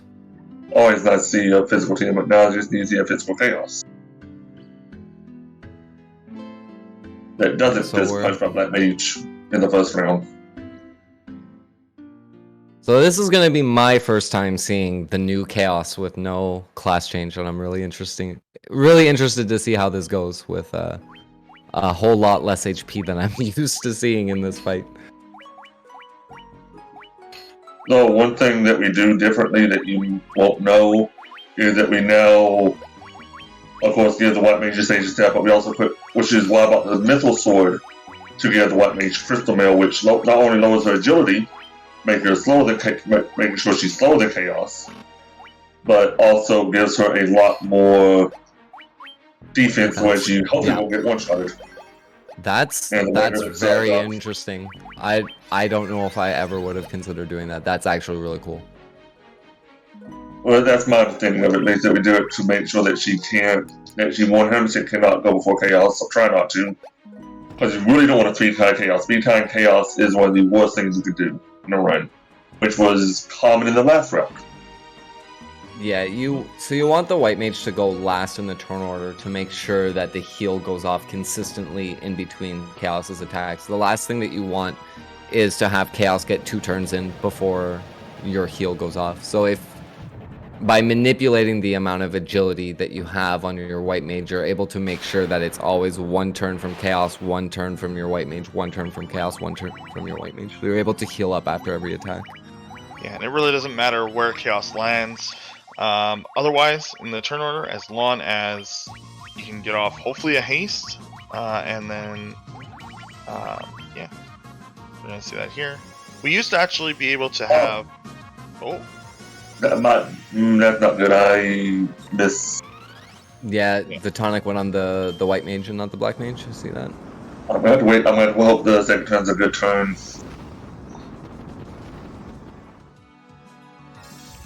Yeah, so Chaos has 3 patterns that he really goes through. He goes through a special attack pattern, a magic attack pattern, and a physical attack pattern. His special attacks are Blaze, Tsunami, Cyclone, and those are the most powerful and hard-hitting attacks that Chaos has. Physical attacks obviously are single target, and so we would like to see them. However, he has the ability to crit them, which we don't want to see. And then the spell pattern, because we have ribbons, we're kind of protected against it. The special pattern animations take a long time too, so we really don't want to see it. Tsunami here is probably going to be a death on the black mage. Which it is. And this is why we also pick up high potions, just because we don't get much HP on defense. Yeah. We now have to heal ourselves throughout the fight, because anything under 300 HP is a very, very dangerous range. And that's good. That is a wipe. Yeah, that's a wipe from Tonberry's side, unfortunately, with the white mage going down. And once I can actually do this correctly. So Chaos has about 20,000 HP. It's going to take a few turns to get through, so I would suggest the Team Tonberry and Team Choco runners be on standby, ready for time. Yeah, once you get the setup done, it is free for the most part. Question mark. It's fairly consistent. Yes and no, because it could go back into because depending on how many times you had to heal. Yeah.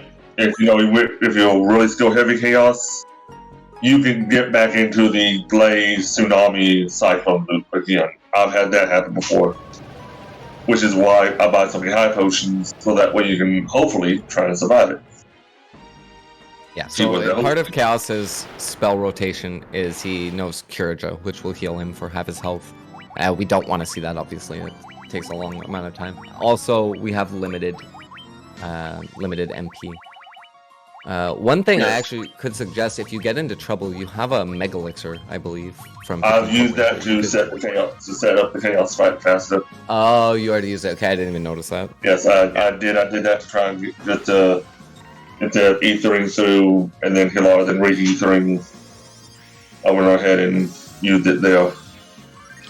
Okay, yeah. So now I think a big thing to point out here is that Tonberry is like Choco's time being so far ahead and being on the same fight. This is no fault of Tonberry's at all, but at the same time, still impressive on Team Choco's side. Like this, as we mentioned earlier, the amount of encounters that you can have in this game.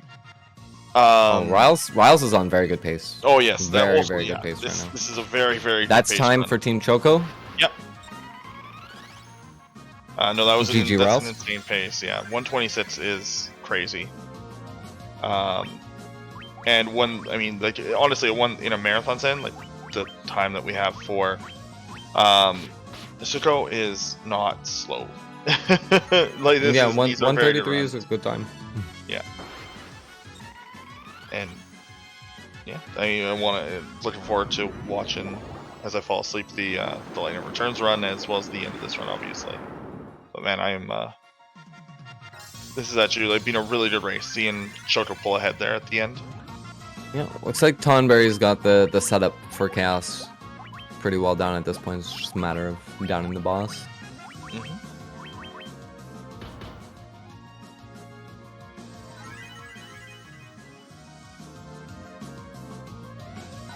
On Team Mog side, Tiamat just went down, so we'll be entering the final dungeon for Team Mog in just a moment.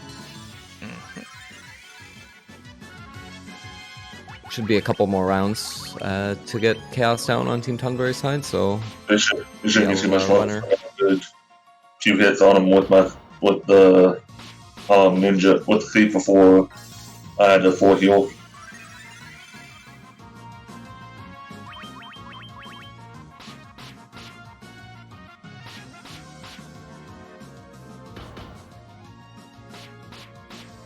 Nice couple physical attacks in a row from Chaos is just what we want to see. Should be either this round or next round.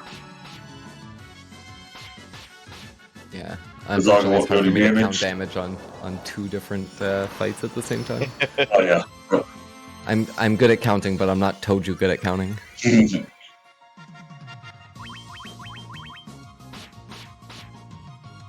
Con.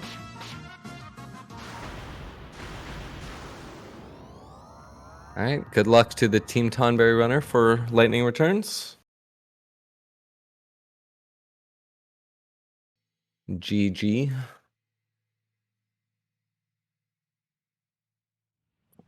Alright, so while we're entering the final dungeon on Team Mog's side, I'll give the floor up to the LR commentary team and the runners to introduce themselves very quickly. Welcome all, I'm Dainu Atari. I'm going to 93. Nope. Go ahead, Coin. I'm going to 93. And I'm Sharky, or a little Sharky. I'm also welcome everyone. So at the beginning of Lightning Returns, it's not your typical 13 or 13-2 game. The paradigm shift, our system has been replaced by Garbs. We currently have 2 and we'll be getting an extra 1 at the end of this tutorial area. Everything is kind of like a active time system for the battle for the ATB. So while you're in one garb, you're stuck to 3 or 4 abilities.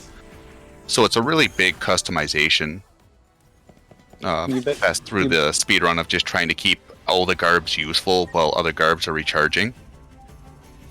You basically are your own party in and of yourself, and you can pull off some really cool things mixing and matching the different setups. And yeah, through the next 2 hours, we'll be happy to talk you through as much as we can of 3 really entertaining runners. So, welcome on, everybody. Yeah, I guess we should maybe introduce the runners because we didn't do that. So for Team Choco we have King SPI, for Team Tonberry we have Dasphero, and then for Team Mog we will be having Enk in a while. So you might notice sometimes when lightning does an action, sometimes there's an orb around here. This is a very rhythmic type of battle system if you want to try to eke out as much damage as you can. There is a perfect timing system where with normal attacks it's about you got 1/10 of a second. So on PC you got about 6 frames to play with. And if you issue up a second command as the first command is hitting, you end up getting a 20% damage bonus. It's free real estate. So a lot of the runners will keep trying to get perfect attacks just to eke out that little bit of extra damage. It might not be a lot early on in the game, but it will save a couple of attacks, which each attack's about a second. So if you save 3 attacks, you save 3 seconds, which the run has become quite optimized over the last couple of years. So like saving a couple of seconds, especially in this first tutorial area, is quite large.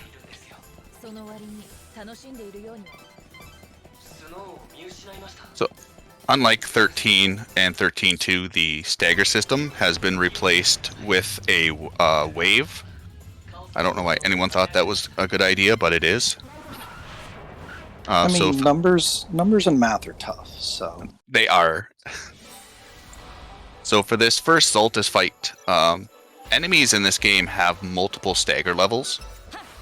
So for the first stagger level, we're going to be hitting the Zoltus's head with spells, and then you'll see stagger. Each staggering hit grants a 3 times damage bonus, and then the Zoltus's second stagger is hitting the head with physicals.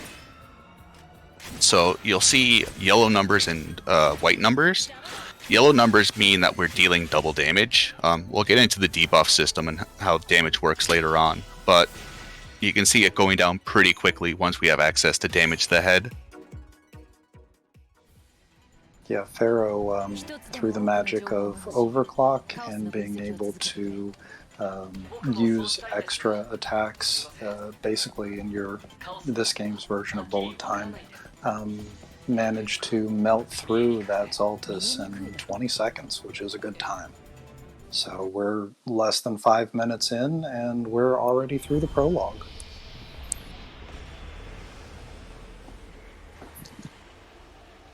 So back over to FF1, Team Mog is unfortunately getting stuck with some really nasty, unrunnable encounters on Lich's floor. We're about to hit the gauntlet of refights over here. Once we get past this floor, it'll be a very quick succession of 5 bosses. All right. If we're ever talking, feel free to just cut us off as that concludes out. On Team Choco side, you may notice lightning is suddenly attacking guards and civilians. This game's got a lot of... It's very quest-based. You'll get some side quests, some sub-quests. The first one is not optional. In this game, your stats come from performing quests. The first one being forced in. We found that if you escape a normal mode, every time you escape, an hour of in-game time passes. This game has a timing system. It works through days. And if you attack the guards, they aggro onto you, and you skip enough times that time passes enough that it just bypasses the first quest without having to complete it at all. Yeah, once you get to midnight, the people that are investigating what happened as you first show up into town decide, well, it took too long, we're just going to give up now. And it unlocks the rest of the shops in the area, so we can go straight to the inn and sleep right to 6 o'clock, because, man, this is just really exhausting. Yeah, so King ran out of his EP, so he just went back to sleep, and that will be a common theme, I guess, throughout the run. And you can see Pharaoh spending her EP right now by buying items from Hope. She bought a few Phoenix Downs that she will be selling for money, and also Warrior's Potions that will be used during fights later on. So a quick thing to point out over for Team Mog back in FF1 is Lich 2 did decide to flare this time, but Team Mog's runner has so much HP that it wasn't even a problem. I don't think I've ever seen that much HP on a Black Mage in this game ever at the levels that we're at. 334 HP is absolutely insane. If you looked at the other two runners, they had less than 200 HP on their Black Mage. So they've just got crazy rolls leveling up, which is, again, like, I've never seen that much HP on a Black Mage before. It's crazy. Might not even need to use one of the Giant's Tonics on the Black Mage. Might save a turn on the final boss just because of that. So, Team Choco and now Team Tomberry are also going to be grabbing an item during this day. It's called the Fighter's Emblem. It will boost the strength stat for whatever garb it's equipped on by 15%. In this game, head accessories only work for the garb they're equipped on, and bracelets work for all 3 garbs. So it's a very nice where you can get singular and whole party customizations. In this route, I think the only real party-wide they get is the collector's catalog if they choose to pick it up. Besides that, it's mostly going to be pure strength-based. This run, you're pretty much a glass cannon for a very large chunk of it. So we're just hoping to kill the enemy before it can deal any kind of damage to us. Thorn of Courage also counts as one of those about halfway through the run, right? Oh yeah, I forgot about that. That is very easy to do, and that will cost you some runs. So here on Team Mog for King SPI, he's accessing, took a nice little train ride to the party city of Yusnan. Here he's just going to check some posters and talk to some Meow Meow Choco Chows to get some fireworks. The first couple of days in this route is really just exploring the world and setting up a bunch of quests for us to come back later to finish them up. Yusnan is a very strength-based city in terms of the items it sells and the garbs. So we'll see King sell the Downs, and then buy Velvet Bouncer. Velvet Bouncer will carry us pretty much right into the end game. It's a very, very powerful garb to get so early on. The garb itself grants you a permanent plus 10% to strength, and it also has a very powerful blitz that has a permanent plus 80 strength on it. This isn't random, that's just how the garb comes. So by 12 minutes in the game, we already have a very powerful garb that with 25% extra strength. Certain garbs will have abilities that are forced onto them. You can't remove that. Blitz is one of them. And other garbs, or through chests, you'll obtain certain abilities that you can put into those sort of non-locked slots. Yeah, the garb is in the first shop in Yusnan here, and once we've got a moment free and we're not going to completely overrun the last Final Fantasy I runner, we can do a little bit of a lore dump on where the story is and what all these different zones are and stuff like that. But the garb itself is called the Velvet Bouncer, and it does look like a purple suit and tie. You know, very well made. So I'm going to swap back over to FF1 real quick. We're just entering the final boss fight now. We've done our menu, made sure we're topped up and all our equipment's correct. So good luck to Team Mog on Chaos. Hopefully Chaos is nice. Again, we're looking for a mix between the spell pattern and some physical attacks that hopefully don't crit. What we don't want to see again is you know, heavy special attacks, because that wastes a lot of time, as well as we don't want to see what happened to Team Tonberry, which is a physical attack on the White Mage. So Giant's Tonics are going out. That's going to increase our HP. And we're going to throw a haste onto both the Warrior and the Thief in order to increase our damage output. It's interesting that we're going for the Giant's Tonic, extra 200 HP on the Black Mage, despite the crazy HP rolls that we have. So 534 HP makes our Black Mage extremely tanky for this fight. So the setup looks good here. We're just gonna top off some HPs and then get to work smacking Chaos down. So again, there's about 20,000 HP. It'll take 5 or 6 rounds to down. So the Team Mog runner, if they want to get ready. So the two first attacks from Chaos were Blizzaga and physical attack, and then a third physical attack. So this is a very good Chaos fight, at least a very good start to it. I haven't seen any of his more nasty attacks yet.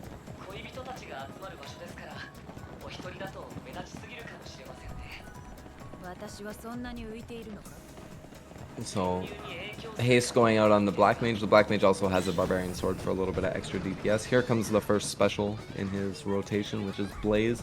It's the weakest of the three. They each progressively get stronger with Tsunami ramping it up, and then Cyclone does massive amounts of damage. And it looks like we're pretty well set up at this point to just attack to win.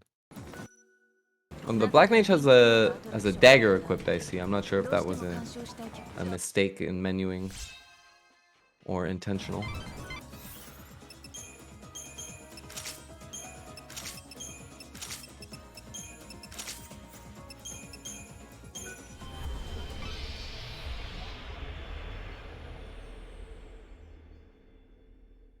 So as you can see, Tsunami hits for about 270, which is why we wanted the Giant's Tonics. Without the Giant's Tonics, that would have killed us. As well, without all the intelligence boosting equipment that we had in the older route, our Hilara doesn't heal all of the damage that Chaos does with these attacks. So we're going to be throwing some extra potions just for safety here.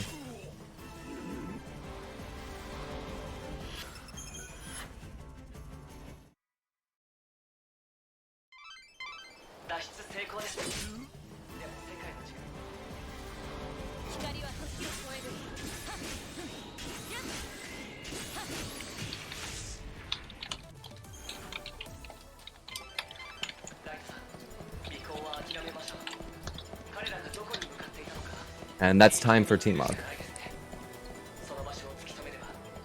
All right, GG, GG, Final Fantasy 1.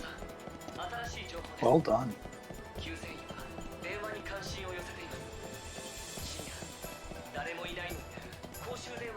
All right. Good luck to all the LR runners. Thanks for coming. Final Fantasy 1, enjoyable as always. We have a Discord if anyone wanted to get into running the game. It's a very easy speedrun to learn. Very intro level speedrun in general. So if anyone's interested, come check us out. And with that being said, I'm going to hand the floor over to you guys. Good luck. Thank you. Have yourself a Thank good you. night, sir. You as well. Y'all get some rest. So who wants to handle the story so far? I think you're probably the best equipped for that, Sharky. Oh no. Okay. You we tell can the do best that. We can bedtime tag team it, stories. Sharky. We can tag team it. Old timers So- unite.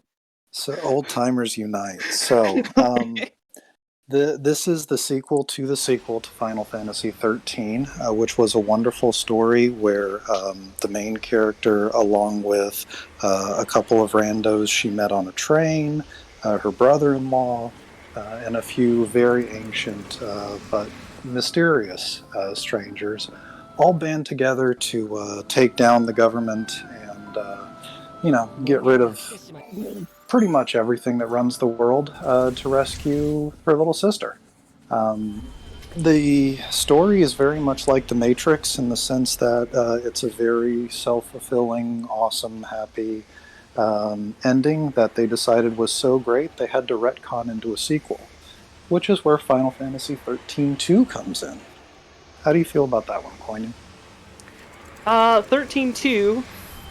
I'll admit, I'm not as familiar about the very end of 13, but 13-2 stars that younger sister that needed saving, Sarah, as she goes off on an adventure with time travel, because every game is great with time travel, to find her older sister, the one who was doing the rescuing initially. Now it's reversed. Lightning has suddenly disappeared from the time stream. She thought she was saved, and somehow she's the only one who remembers that her sister was in fact around. And then how that ties into this game, I'll let you handle. So, shout-outs to a wonderful runner of many of the 13 games for many years, Lude Dolphin, who named these Lightning Begins, Lightning Leaves, and Lightning Returns.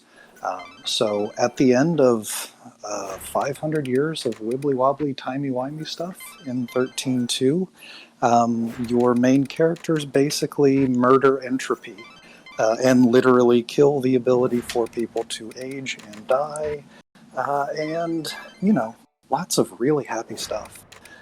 So we've basically reached the end of the world now, and Lightning has finally shown up after being gone for, I guess, about 1,000 years, because she really wants to take one last vacation to the south of France and has to petition literal God Almighty to do it. So, Also, that sister she spent all that time trying to save needs saving again. yeah, she did. The world that's managed to make it through all of these years is now busted up into 4, I believe, unique zones.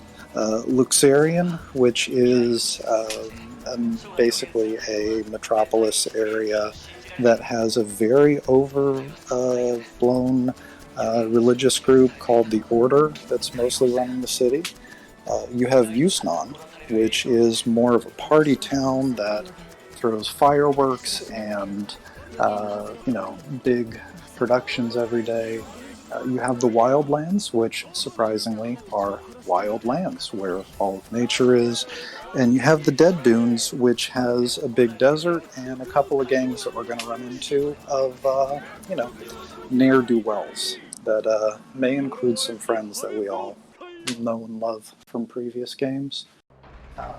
The basic route that I believe each of these runners are taking is you start in Luxerion, where the game initially drops you in. Then you go to Yusnon to unlock a little bit of plot and pick up the Velvet Bouncer that Dine told us about. Afterwards, you'll go to the Dunes because for some reason debuffs live in the sand. and there's a garb called the Passion Rogue? Passion Rouge? I don't know, it's very red. That garb is going to give us access to Deprotect and Deshell, and eventually we'll pick up Imperil while we're here. And then it's off to the races to push through as much plot and beat up as much enemies as quickly as we can. So I've talked and rambled for a long time. Dine, Olsen, y'all. Yeah, I mean, please. while you were talking, sadly Pharaoh got caught by an encounter in this graveyard, I guess, and she had to escape from said encounter and lost an hour. And here on day 3 it is very costly, and we definitely do not want to get caught at all, because as you guys probably have noticed by now, this game has time constraints, and some of the days that we have are very tightly routed, and you just do not want to get caught. Yeah, I know I mentioned earlier that on normal difficulty, which is the mode we're all playing on, it costs you an hour every time you have to run away. If you were to play this game on easy, that doesn't apply anymore. You can escape and it doesn't lose any of the world's time, as Hope likes to remind you over and over that the world is ending and, maybe don't laze about. Yeah, so unfortunately Pharaoh is already in a backup scenario pretty much. This is not the intended route. It's not that bad, it's not that much slower, but it's already not ideal. And Every that's okay. reroute this game goes through, things seem to get tighter and tighter and tighter. Yeah, so your characters will get stronger outside of the garbs and equipment for finishing quests, and other than a couple of mandatory side quests, we're only going to be doing the main quests here, so not a whole lot of extra stats and things like that to pick up. Yeah. And a lot of different runners like King, like Dine here, all numerous other ones that have been around before, even going back as far as Maelstrom, who was one of the original runners of this game 5-6 years ago. They've definitely come up with numerous different efficiencies to shave off 10 seconds here, 15 seconds there, and before you know it, a 3-hour runs all the way down to 2 hours now. Yeah, but nowadays... Okay, go then. Oh no, go ahead, Olsen. I mean, I just was going to say that nowadays, whenever we think of like a new reroute or a new thing we could change, it ends up being either 5 seconds faster or 5 seconds slower, pretty much. That is a rule. You are correct there. The routing for this game is just very weird, because depending on which quest lines you've started and where you are and what day, the load times vary, because the further you are in the days, or if you activate certain quests, the games have to load more NPCs per town. So it makes it really weird. It's open world, but for a speedrun, it kind of boxes you into certain options. Just because you can find something that might save 10 seconds in a running path, but then you might lose 8 to 11 seconds due to an extra long loading screen. Which, unfortunately, because this game isn't the most stable, we can't get a good load remover working, so... Yeah, and it looks like for Team Choco over with King, he has finished his work in the desert, and he is now coming back to Luxerion, where he's advanced the plot enough to run into one of the protagonists from the previous game, Null. And we just really need to have a heart-to-heart, which we're going to do with swords, because reasons. Null is convinced that he needs to kill Lightning, who in this game is dubbed as the Savior, because the world is ending, and God has told everyone, hey, someone's going to show up and make it all better. We should warn you that the story of this game can be toxic to humans in large doses, so viewer discretion is advised. Just don't think too hard about it, and it works just fine. You say that much better, Coin. Thank you. So coming up with the Null fight, we put Passion Rouge as the default garb. It's just something cheeky to get out a guaranteed 4 spells before Null gets his first action. Null we have to stagger the first time using spells. There is a slight difference between PC and console, this fight being one of them, just more of you need to cast Deprotect twice for it to stick, where on console you only need 1. We'll touch on that a little bit more later on. King kind of got a bad pattern and lost the finisher. So Noel's second stagger is to be launched, and there's a little bit of a glitch or a bug in the game's code where the second condition launch to happen is an auto ability. So physical attacks like attack, light slash, beat down will turn into launch. But Blitz can't turn into launch.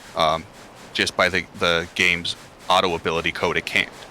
So it thinks every Blitz is breaking stagger, so it's getting that 3 times damage bonus. There's 3 enemies in the game you can use this trick for: Noel, Cyclops, and Florian. So even though Noel has about 680, 700,000 hit points, you can see he goes down very, very easy, especially with an overclock under 30 seconds. Yes, that last one is Bulbasaur. So, and defeating bosses is going to be the main chunk of our stat increase. You don't gain experience for fighting enemies. You get gold items and Aradia points, the EP. So which there's no reason to really fight just random monsters. You get about as much strength fighting the 5 main bosses as you do for doing all 64 side quests. It's just there's very diminishing returns. Yes, in the main plot of the story, as we said, Lightning is the savior. God has tasked her with saving the souls of humanity. She needs to go around and perform quests for people to save their soul and move them on to the next world, because this world is dying. In this run, again, outside of the few side quests we do, we save Lightning's 5 friends. Yeah, there's 1 per area, except 1 area has 2. Pretty much we say, yep, the rest of humanity will be just fine. We go and we save 5 friends from the previous games, and that's enough energy to save the world. So Team Mog right now is really moving along at a brisk pace, cleaning up the work they need to do in Yusnan. They've realized that they're going to have to sneak into this area so that they can get back to where Snow was from the prologue. There is a very eclectically dressed musician here who we're going to buy a ticket to sneak in through the back way of the area. And then we're going to talk to 1 more Choco girl and head back to Luxerion to advance the plot Noel's tied to. And meanwhile, for Pharaoh on Team Tonberry, you can see that because she had to escape from an encounter and lost an hour, it makes it so that she will not reach Noel before the day ends. And that means she will have to fight Noel on the next day, and it is a bit inefficient, I guess, in terms of our EP points. Yeah, there is the enemies and bosses do get stronger in the later days. For enemies, they get a pretty big chunk increase on day 7 and day 9. It's generally about 60%. Noel turns into Noel Plus on day 7. Snow turns into Snow Plus on day 7. So Noel's definitely just at this point the easiest of the main bosses to go down because of the launch glitch. So here on Team Choco for Enk, we see him fighting the 3 fanatics. Thankfully he didn't get trolled. When you use Overclock, it grants you about 190 ATB of usable. I say about that because it allows you to go into negative. It also slows down the enemies to 33%. But sometimes one of those fanatics can get an evade off, which means it won't be in the attack circle of Blitz. So you'll kind of kill the 2 fanatics, and then the third one will kind of be off in its own little world. And it's not the worst thing. You just lose a couple of seconds. Another thing with those fanatics, which is great, is every once in a while, if you don't preemptively strike the one with the exclamation point over his head, you'll finish the fight, and they'll just still be there. And you have to fight more of them, and it's a great waste of time, and you won't have the overclock anymore, so it gets a little dicey. Overclock just completely breaks the run. And the main disciple is definitely a load-bearing boss, so... So here we see Pharaoh on Team Tonberry, starting up her Noel fight. Yeah, she got caught by a fanatic on the way to Noel, sadly, so that's another minor time loss.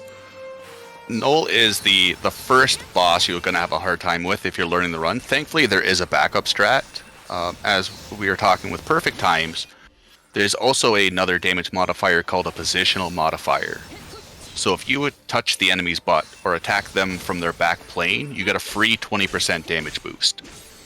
The way these runners will be doing it, they require perfect attacks for that extra 20% damage. Perfect attacks are about 6 to 7 extra thousand damage per. Where for newer runners, we suggest just walking to Null's backside, because if you do manage to also hit a perfect attack, you're turning that 20% bonus into a 40% bonus, which makes the fight pretty much free. It does cost about 4 seconds, but it's such a minimal time loss, and besides, once you get past Null, it's pretty clear sailing for the next hour and a half or so. Yeah, Null is definitely the second most difficult boss in the run. Also, I believe that the Gale Strike ability that Pharaoh picked up came with a buff, so that probably made the fight a bit easier for her. Yeah, if you get the Gale Strike can have 2 possible buffs: wind damage plus 10%, or strength plus 80. The strength plus 80 will give you about 6,000 extra damage. The wind attribute plus 10, you just feel sad, because it's utterly useless. Ooh, on Team Choco here, we got a good spawn of the Desert Sahagin, which is going to drop something pivotal to the run. These runners are playing with a mod which changes 2 things. One, it's 100% chance for an item called Magnet to drop for one boss, but that Sahagin there dropped a debuff called Imperil, which is 100% necessary for the run. And what do you guys remember what the original drop chances were? 15%. Without that? 15%, yeah. 30% if you do it in Chaos, which is the wibbly wobbly fog stuff that pops up from time to time. But And that's at the also... same... Go ahead. Excuse me. I mean, I was just gonna say that at the same time, Ankh is, I guess, struggling with another RNG part of the run, which is getting into the graveyard. You need to input a 4-digit code into the phone booth, and the first digit is always a 1, 2, or a 3. The second digit we check on the way to the graveyard. The third digit is a 0, and the fourth one will be a 7, 8, or a 9. So that leaves us with 9 possibilities pretty much that you need to go through and hope you get lucky. It's one of the few big differences between easy and normal. On easy, we say, forget this, we're busting in, and there's a boss you have to fight if you get that code wrong. And since overclocks cost only 1 EP instead of 2 on easy, we just destroy it. Yeah, I believe also the console route fights the Dreadnought there. Yeah, Shannon, who is a very strong console runner, I believe just always takes the Dreadnought fight there, even on normal. Yeah, it's equated to a 4-phone encounter just because of the console load times, which it takes out 1 RNG element, and getting a first try phone is quite rare because you got that 1 in 9 chance. Yeah, that drop mod for Imperil we were talking about before this run, some of us were kind of reminiscing. Sharky and I are some older runners of this game, and if you look back on some of the comments on speedrun.com, you'll have runs that are like, oh, 15th try Imperil, and you just kept going because you just had to keep on fighting, and 15 or 30% hope for the best. Yeah, The older route, too, we also farmed for Imperil at the hour mark instead of doing it the nice tidy 20-minute mark, which kind of stung a little bit more when you wanted to reset. It's always fun to commiserate on what your record is for most times you had to load a save to try to redo Imperil. I think 20 or 21 was the worst I've had. I'm not sure about I never counted. I was never that. Shonen got a... Shonen had 39 straight Sahagins without an Imperil drop. He would have went more, but it was at 4 a.m. where Sahagin stopped spawning because he ran out of chronostasis. So if you're doing it in Chaos, it's a 70% chance to not get it on the first try. So not getting it 2 tries is 50%, and you just keep taking down and down until you finally get one of those.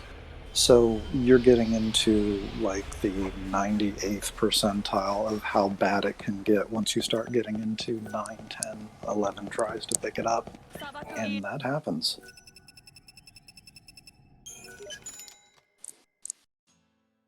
So here we see for Team Choco, King SPI, going through the God's Hand Maze. This is probably the first place you're going to get confused in a speedrun, or even casually. This place is just kind of like purgatory. There's a lot of winding paths. On top of it, there's also timed doors. So there's some doors that'll open up on odd hours. There's some doors that'll open up on even hours. So of course, because of the speedrun, it's routed where we don't have to wait for any doors, but casually you can definitely get yourself stuck in a couple of rooms if you do an untimely escape. Should we also talk about the step route while we're here? Go for it. So basically what happens, you'll notice each time that an encounter spawns, they'll be about the same place between each of the runners, but it always happens in front of lightning. The game assumes that you'll always be running a certain way, and it wants to put enemies in your path. So in some cases, and much more prevalent later on, but perhaps with some of the runners right here, they'll just run to a certain point, stop, turn around, and jump to increment a few steps, and make the enemy spawn behind them, which is what King's doing now. It saves that skeleton from spawning inside the doorway. The skeletons are very, very quick enemies, and this is one of the days that's routed very tightly. If you do end up escaping, you just lose an overclock coming up on the second Gurrengatch, which isn't the worst thing in the world because we now have Fang for extra damage. So actually, according to this fight, if you look at Team Mog's runner Enk, he's grabbing a chest with D-Faith. D-Faith lowers magic damage. We're not interested in it. The Gurrengatch has a very interesting stagger script where the more debuffs you land on him, the more stagger your spells are worth. So a lot of enemies in the game have conditions where staggers will deal double damage, or sometimes 3 damage or 5 damage, or anywhere up to 1,000. So if we debuff the Gurrengatch 3 times, it saves 3 seconds on each fight because it saves us a total string of spells. Casually and in the speedrun, you want to try to get as many finishers off as you can. The finisher is worth as much as the whole string before it. So when any of the runners are flinging Blizzard, Blizzard, Blizzard, Blizzard, Blizzard, those 4 Blizzards are doing the same amount of stagger as that finisher. And we'll also see that later on with raw abilities. So it just helps speed up the fight when you're making a 120 stagger ability into 360. God, that Mayonectin is really chasing Ink. They are the bane of your existence here because they're one enemy that you really don't have the strength to fight and you don't have the time to take the escape. Ink's got hot dogs in his pocket. That's the only reason why. I assume beef jerky. So here we also see Pharaoh going through the maze. King not getting trolled by the skeletons like last year. Yeah, the skeletons, and I'd say there's probably really one other place where that step count becomes a big deal. I'm assuming do they still do it in Caius' temple, where you kind of try and turn around? Yeah. Yes. Caius' temple is equated, doing it through the whole temple is equated for a 1 encounter, which is every encounter costs you about 10 seconds. And that place you can easily get anywhere between 0 to 7 encounters, depending on how mean it wants to be. So feels like 100 sometimes. Oh yeah. Just don't stop spawning. It's just better. It's better to lose the 10 seconds throughout the temple. D-Win's another very good runner of the game. Will always risk it, and usually halfway through it, he's like, "I regret my decisions." And you can see for Pharaoh on Team Tonberry that she only has 1 EP, and she will have to do the Gurrengatch fight without an overclock like Dine mentioned you can do it. And that all stems from the fact that she got caught on day 3 all the way back, like 20 minutes ago. So, goals with how the days are routed is you want to use up all of your EP, and you hope that you can end the day naturally or at an inn if there's not a good point to do that. Because retrying takes more time than not in most cases. Here we see Enk for Team Mog also going. He's not going through the maze. Dead Dunes, we also have to collect 3 tablets for the maze. So the runners will collect 2 tablets before going in here. You've seen for Team Team Tonberry, Dos Pharaoh used a Cactuar teleport stone and activated it. That's very important because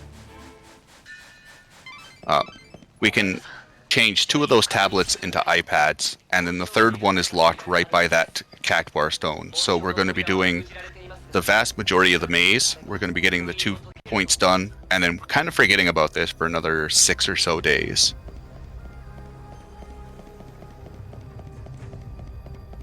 And this is still just a lot of we're just going around still setting up quests. It's kind of just more like, hey, this fits nice here.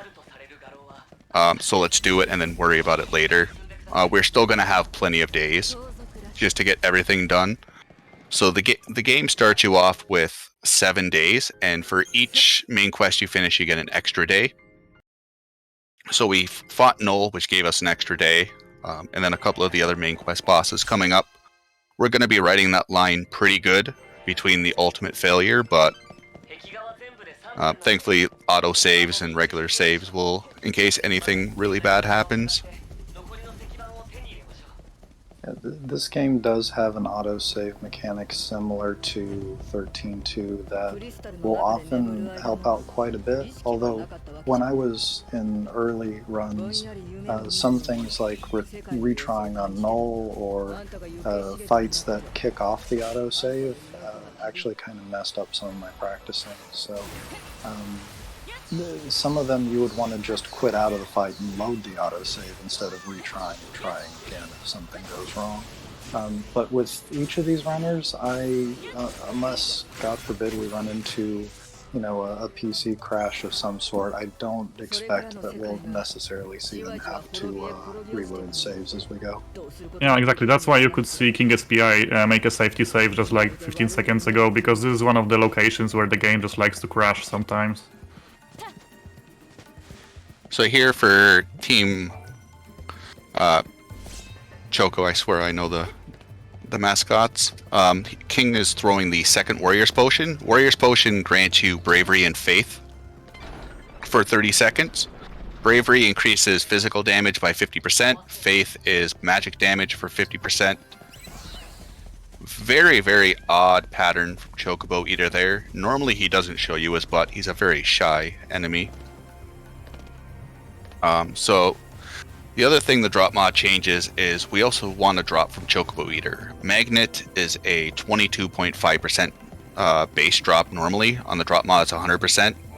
We're also looking for a additional drop called Blizzara. Some of the runners might get it, some might not. That's just up to RNG. Magnet saves roughly 40 seconds against a very annoying but very lovable mini-boss. We'll be seeing in probably about 45 minutes. So the next couple of days after the maze, they're going to be spending in the wildlands. We're going to be getting our fastest mode of transportation, meeting up with an old friend, and learning how to plant juicy Gushell greens.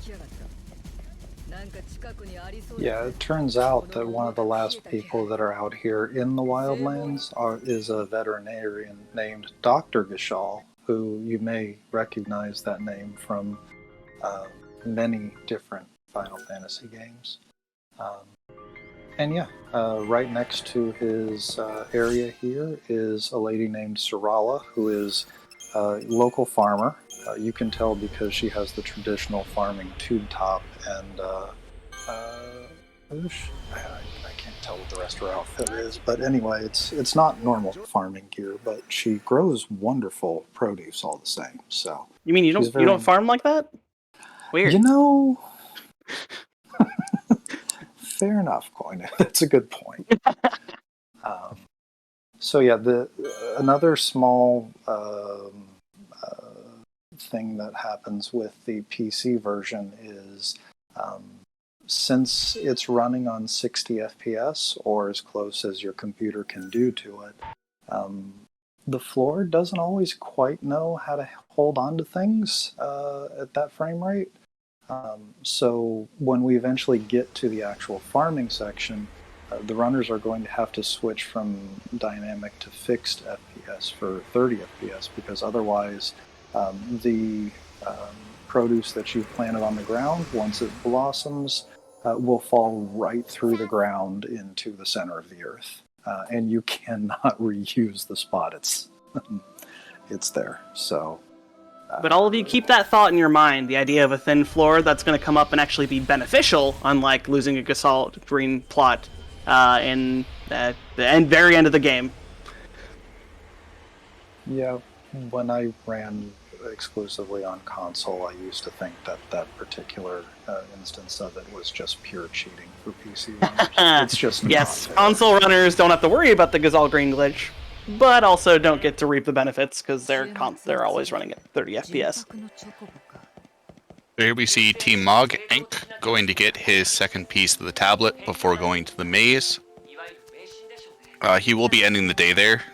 Generally, a lot of the times we used to end the day via an inn. The inns are pretty expensive in this game. They're about 500 GP, or a gil, for this game's currency. So a lot of the routing, thankfully, done by Roosta. You might know him from Final Fantasy X, Final Fantasy XII, the Zodiac Age.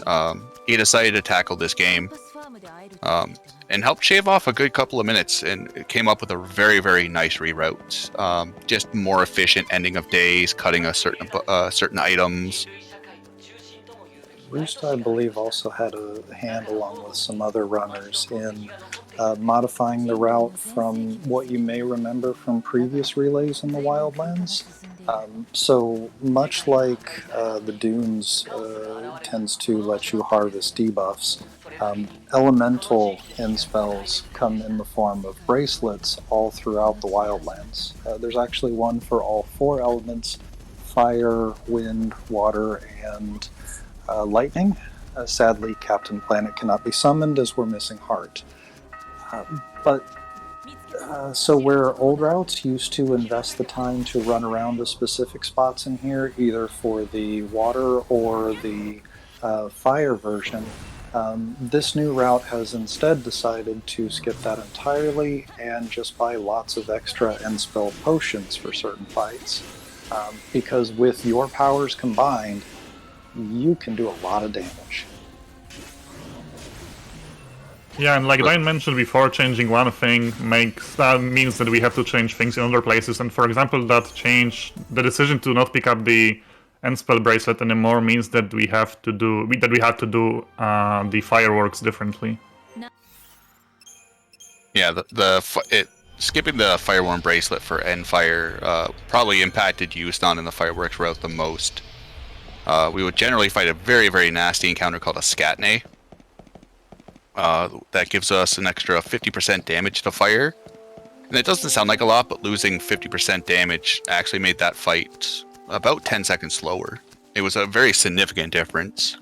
So normal did implement the Scatnay? I think I missed that phase of the... D-Wins implemented the Scatnay about 3 years ago because fighting him from a Funiculus would give you 5 fireworks. Yeah, Easy used to do it, but Normal didn't, so I couldn't remember when Normal put that in. Okay. I believe when Normal switched from going to the water bracelet to the fire bracelet was when that became... I apparently missed that too, which is great, because I mean I was here last year for the relay. Clearly I paid attention. Console would grab Water God, and PC would grab Fireworm. Because of loading time differences, it was still beneficial for console to grab Fireworm or Water God and do the Chocobo Chick fireworks route. Where PC, because of the faster load times, it was more beneficial to grab the Fireworm and do the Scatnay, because it would involve starting the firework quest and then teleporting back to Euston Station, which that load time just completely killed any time save for console, because it was about 12 to 15 seconds slower. Like, it was a very, very good chunk of like your time saves just gone sitting in a loading screen. Were the Yule's Flower mechanic part of the last relay, or was that was one of the routes? That was one of the route changes 24 hours before the run for Shonen. The PC runners didn't do it, but Shonen did. Nice. Also, for Team Mog, Enk has just managed to pick up a Sahagin and farm up an Imperil from it, so he is also moving along at a very nice pace right now. Important tech for King, the Pack tech, if you want to explain. So if you jump on the Chocobo and hit the attack button, the Chocobo will do a peck animation. It saves about a quarter of a second because normally he likes to get very happy and he'll try to bounce around. So we're interrupting that animation with a peck. And that counts every single time you hop on top of the Angel of Valhalla, whose identity has not yet been revealed unless we accidentally spoiled it. I'm trying so hard not to. Not yet. So the giant bucket of KFC, we need to get it to the gliding status. Gashal greens will heal him by 25. The items we pick up around Canopus will heal it by 30 each. So, as we're seeing for Team Tonberry on Dustpharaoh's screen, they're running through Yogged Village, or Yogged Woods. They're going to be picking up some fertilizers, buying a garb called Vengeance. We'll talk about that in a little bit. She's also going to start a quest called Choco Cheer, which opens up a flower. This flower saves 2 plantings of a Gashal greens. So this saves grabbing 4 fertilizers. In this route, we only grab 3.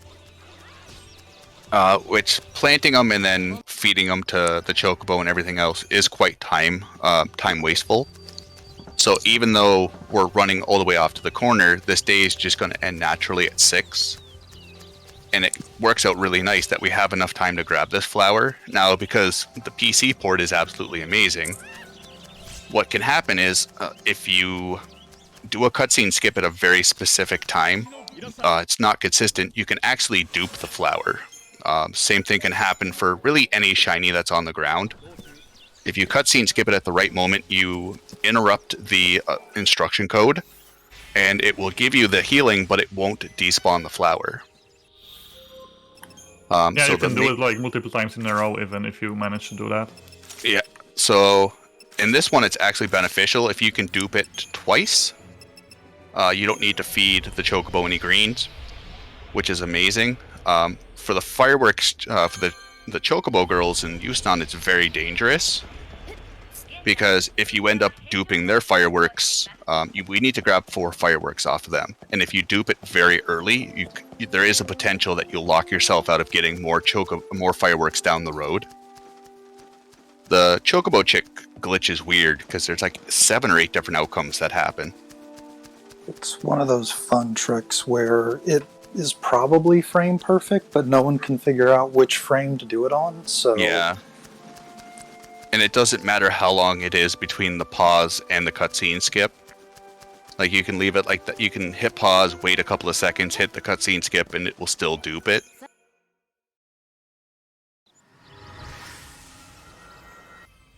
So here we see Ink just going through the maze. In this game, sliding is surprisingly just as fast of a movement as riding on the Chocobo. Both of them don't take up any ATB. So, in the Dead Dunes especially, because this is the only place where the sliding animation can happen, the runners will be trying to prolong their slide as much as possible. It's about 10% faster than just dashing.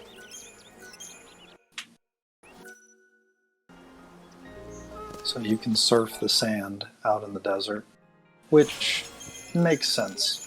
Maybe? That was the first thing that got me interested in this game. I watched Essentia 4's Crystals for Life run. I seen you could surf the sand dunes, and that's what made me buy the game. Wow. Nothing quite like sand surfing and heels. Oh, yeah. Do you have experience with that, Courtney? Every day. I can't even walk in heels, but sand surf? Got it. Perfection. Yeah, they're definitely sand benders. That's an excellent point from chat. Thank you for that.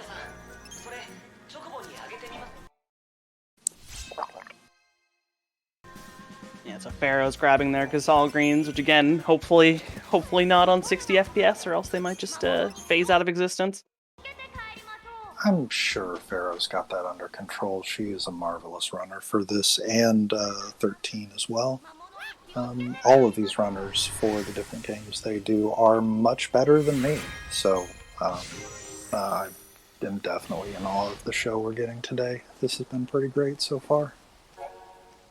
I guess another piece of tech in terms of combat that we didn't mention yet is guard cancelling. So pretty much at the end of a string, you can see Lightning doing a backflip animation that is quite lengthy, and to cancel a portion of that animation, we will see runners using a guard briefly each time to just save some time.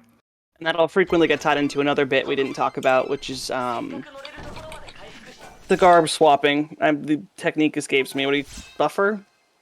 Garb buff... What do we call it officially? I'm losing my mind. The ability buffering? Yeah, when you swap garbs. You'll see sometimes they'll very quickly swap to a guard and maybe guard there. That's also useful. Guard canceling. Guard canceling, but also when they swap garbs to get the status of that. Oh, that's ability buffering. Ability buffering. I swear I know what I'm talking about. No, you're definitely hitting on something that's really cool, because in 13, it would often show up as commando buffering, where when an attack lands, say a large spell that's flying through the air, the damage is calculated based on the roll you're in when it lands, not when you throw it. So it would be, especially in larger categories like all missions, you throw a big fire, you switch to commando, and you get the 200 or 300% damage boost that comes from having everybody in that role. So Koinu's hitting on something that is also pretty cool, where if you properly shift garbs between when you initiate attack and when an attack lands, you can get the benefits and the stats of the garb you've switched to, even if that garb doesn't have the ability you're using.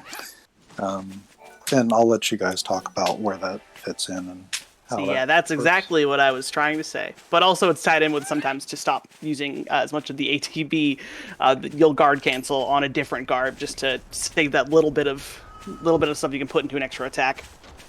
Yeah, the light guard only takes up 5 ATB, where a normal guard will take up 10. So in overclocks especially, will be guard canceling in light guard, which is on Velvet Bouncer, just to give us more of that overclock bar, where outside of battles we will be guard canceling in either Passion Rouge, Equilibrium, or Vengeance, just because we don't want to decrease the amount of ATB Velvet Bouncer has. And it sounds minuscule by losing 5, but in some fights, especially in the Null fight, you can find yourself short a Blitz, which for anyone that was paying attention to the damage, puts you about 20 or 30,000 damage behind. And if Null gets out of that stagger, you go from doing 30,000 damage to 900. So it's been a little bit since we caught up on the plot and where everybody's running off to. Olsen, do you want to catch folks up on where we're at in the run so far? I was gonna say I would leave that to you, because in terms of plot, I don't know much about this game. Since we do so many things so scattered around, it's hard to follow sometimes, because we do a little bit of this, a little bit of that. Like the goal is to save our friends. So there's a few things going on right now between the different runners.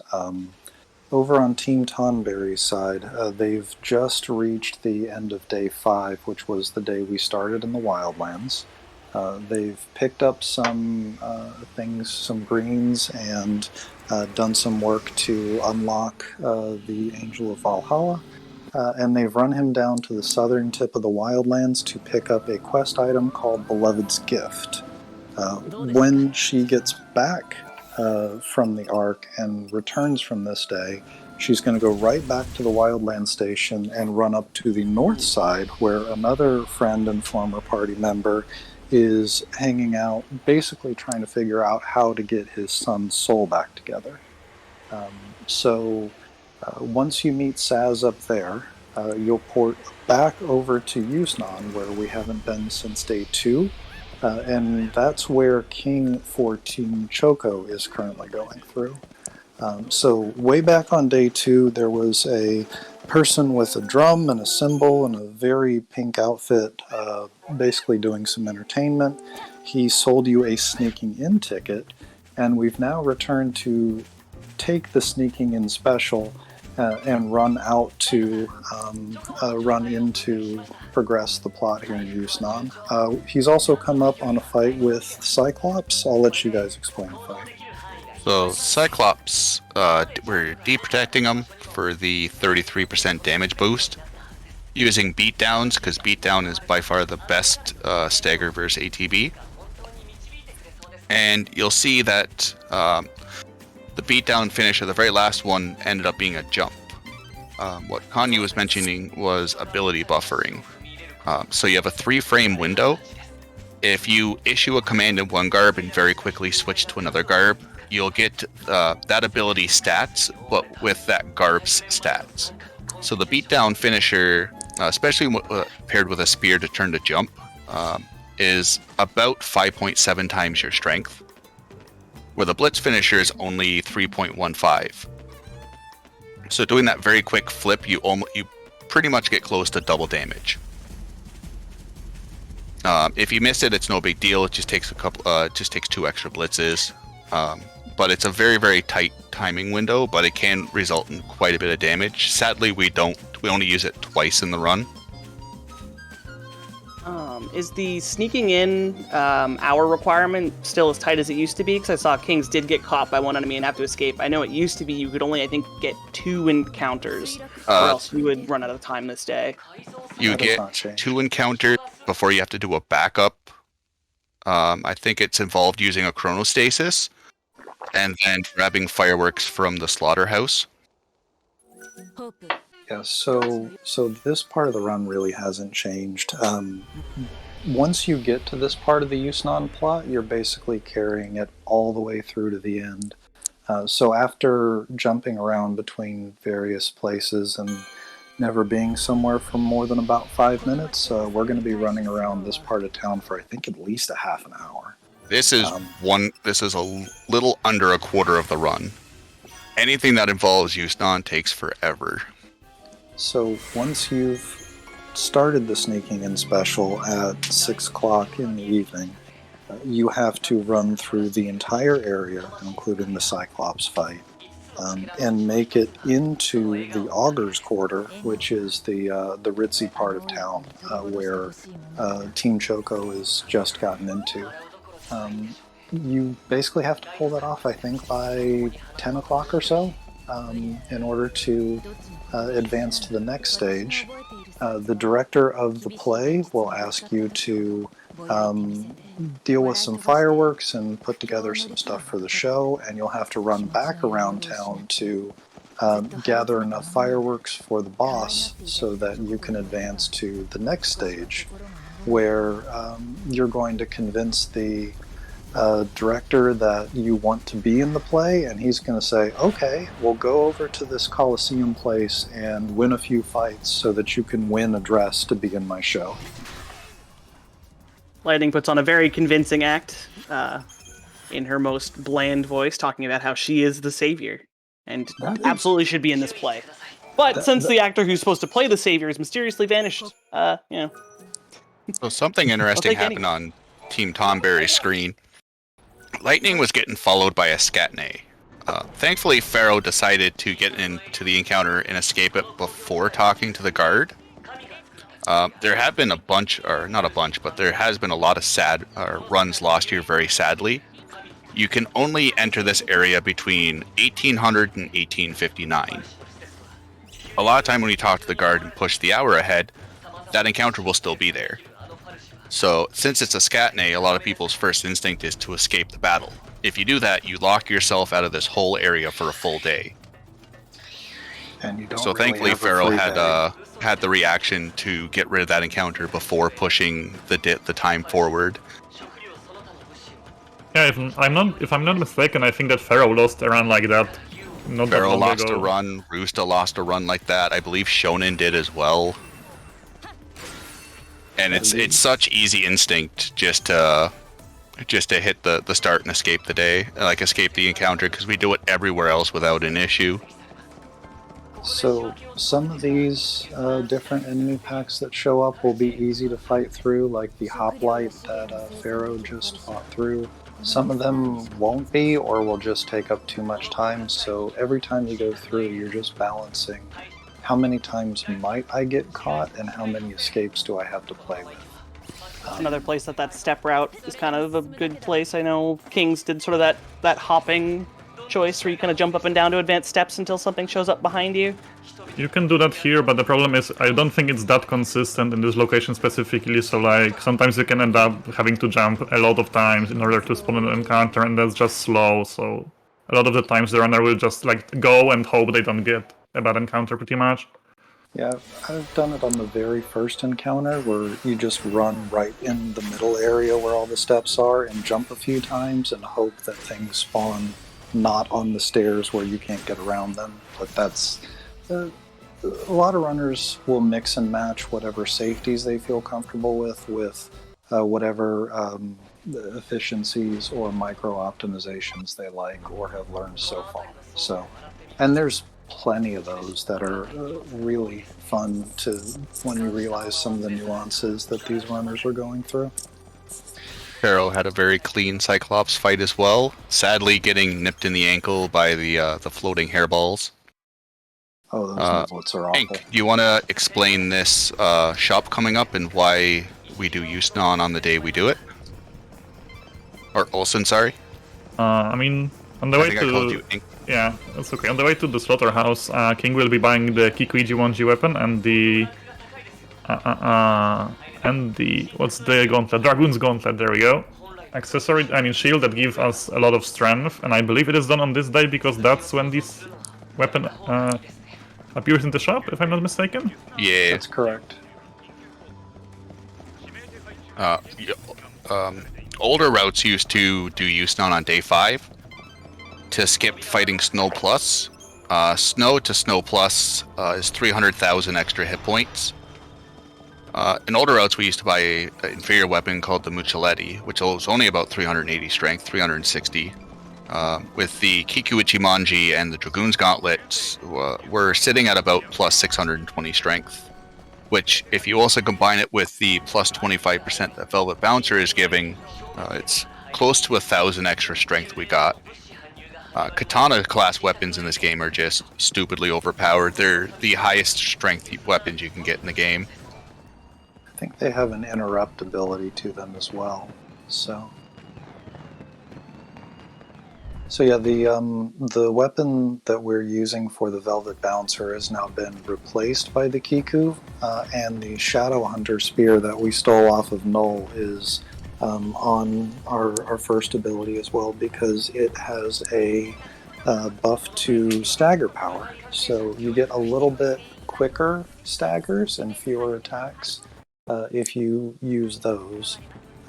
It also, that spear unlocks jump when it's combined with the Vengeance Garb, which is a lot of fun and especially useful for this Xaltis, which has a face that's way up in the air and really important for staggering. So you might notice that King for Team Choco just did it, and we'll have to fight another one right after where we'll split.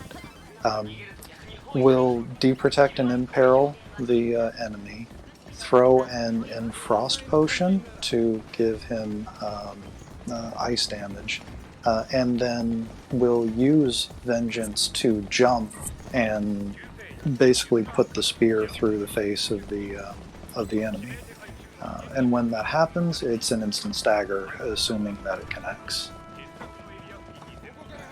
So Imperil and Deprotect, especially if you can hit an enemy's elemental weakness, those two debuffs are pretty much double damage. Imperil increases 50% damage on the elemental side. Deprotect is 33% on the physical side, but they get multiplied together, which, depending on the enemy's physical and elemental resistance, you can just end up getting absurd damage for very little work. The Xaltis naturally takes double damage from ice, and once it gets staggered and you attack the head, you end up getting triple damage from that. The head takes double damage, it gets unprotected, which is 50%, and then deprotect, which is another 33%. So you're really easily nice getting 6-7 times damage. I was going to say, down on Team Choco, I totally don't remember the stats or any of the important offensive capabilities of the Midnight Moth, which is the garb that was just put on, but each team will be repping their mascots, Team Choco has the lovely hat accessory and yellow outfit. Unfortunately, there are some accessories that aren't just on the head, but they can actually interfere with your battle capabilities and cause certain abilities to become slower. So not everyone has a matching accessory, but we will have some lovely Midnight Mauve colors to match the mascots of the race. Yeah, the fashion sense is definitely on point here. Most important part of the run, really. Yes. The Midnight Mauve includes a raw level spell, I believe Fyra, and also some benefits when it comes to the amount of ATB that you have available. So that is a fun garb to use, and I think it's used up until the end of the 2 weeks that the game gives you to go through all the main plot. It was endgame back in the olden days of Magic route, but yeah, up until the end garbs now. You need to be wearing the dress after getting it from the slaughterhouse to progress the plot. And we just want good staggering spells. The raw spells are, even though they generate the same stagger per string as the tier 1 spells, they're just a lot more ATB efficient, and as we were talking earlier, you just really want to get that finisher out. So Midnight Mauve is a very good stagger base garb that we'll be taking until the last day. There's really no reason to swap it out for anything else. As the others were mentioning, it does come with a max ATB plus 30, so your dashing gauge is determined by whichever garb is defaulted.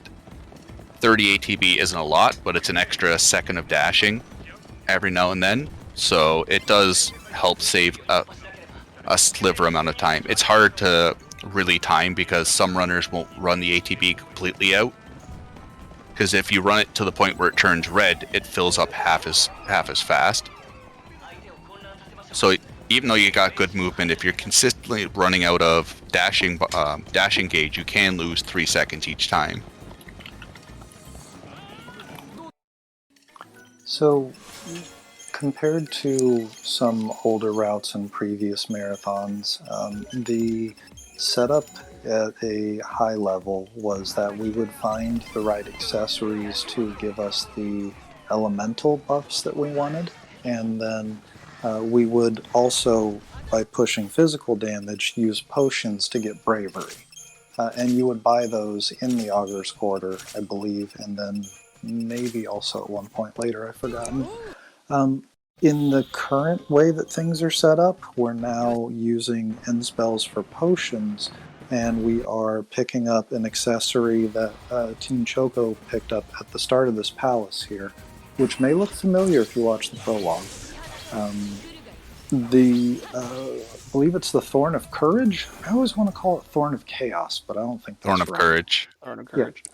So Thorn of Courage gives you 30 seconds at the start of every fight in return for 5% of your health, which really isn't that much. And it kind of turns a few things around on its head, because you'll have the buffs you need to pump out damage quickly, but bravery will only last for 30 seconds. So you're on a timer for each of the fights in the speed run, at least early on. And if things go bad or you get delayed, you may be lacking a big chunk of damage toward the end.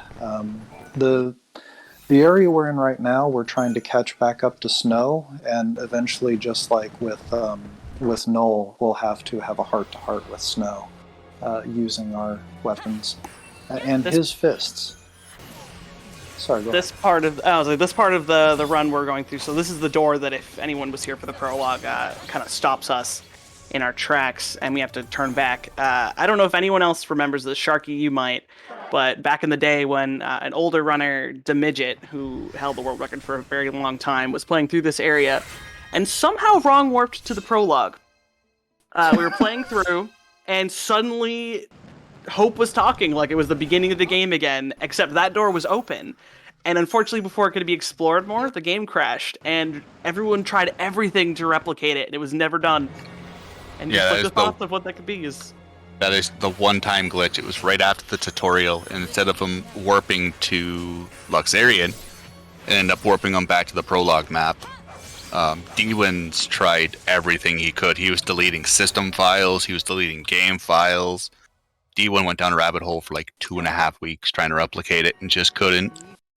Yeah, I think you figure out some interesting stuff using like Windows 7 compatibility mode or something. Yeah, compatibility mode just breaks the game completely. Yeah, he's done some recent work with Final Fantasy 15, figuring out some very fun-looking glitched runs. And it looks like King had to escape out of an encounter here as well. Yeah, they were guarding the switch pretty good. Definitely. Lovely green on Pharaoh's screen, fashion now 2 out of 3 times. All runners getting to Yusnon under the hour mark is very, very good pace. King was slightly faster, but with him being the world record holder, I kind of expect that out of him. But everyone getting here under the hour mark is very good for runs.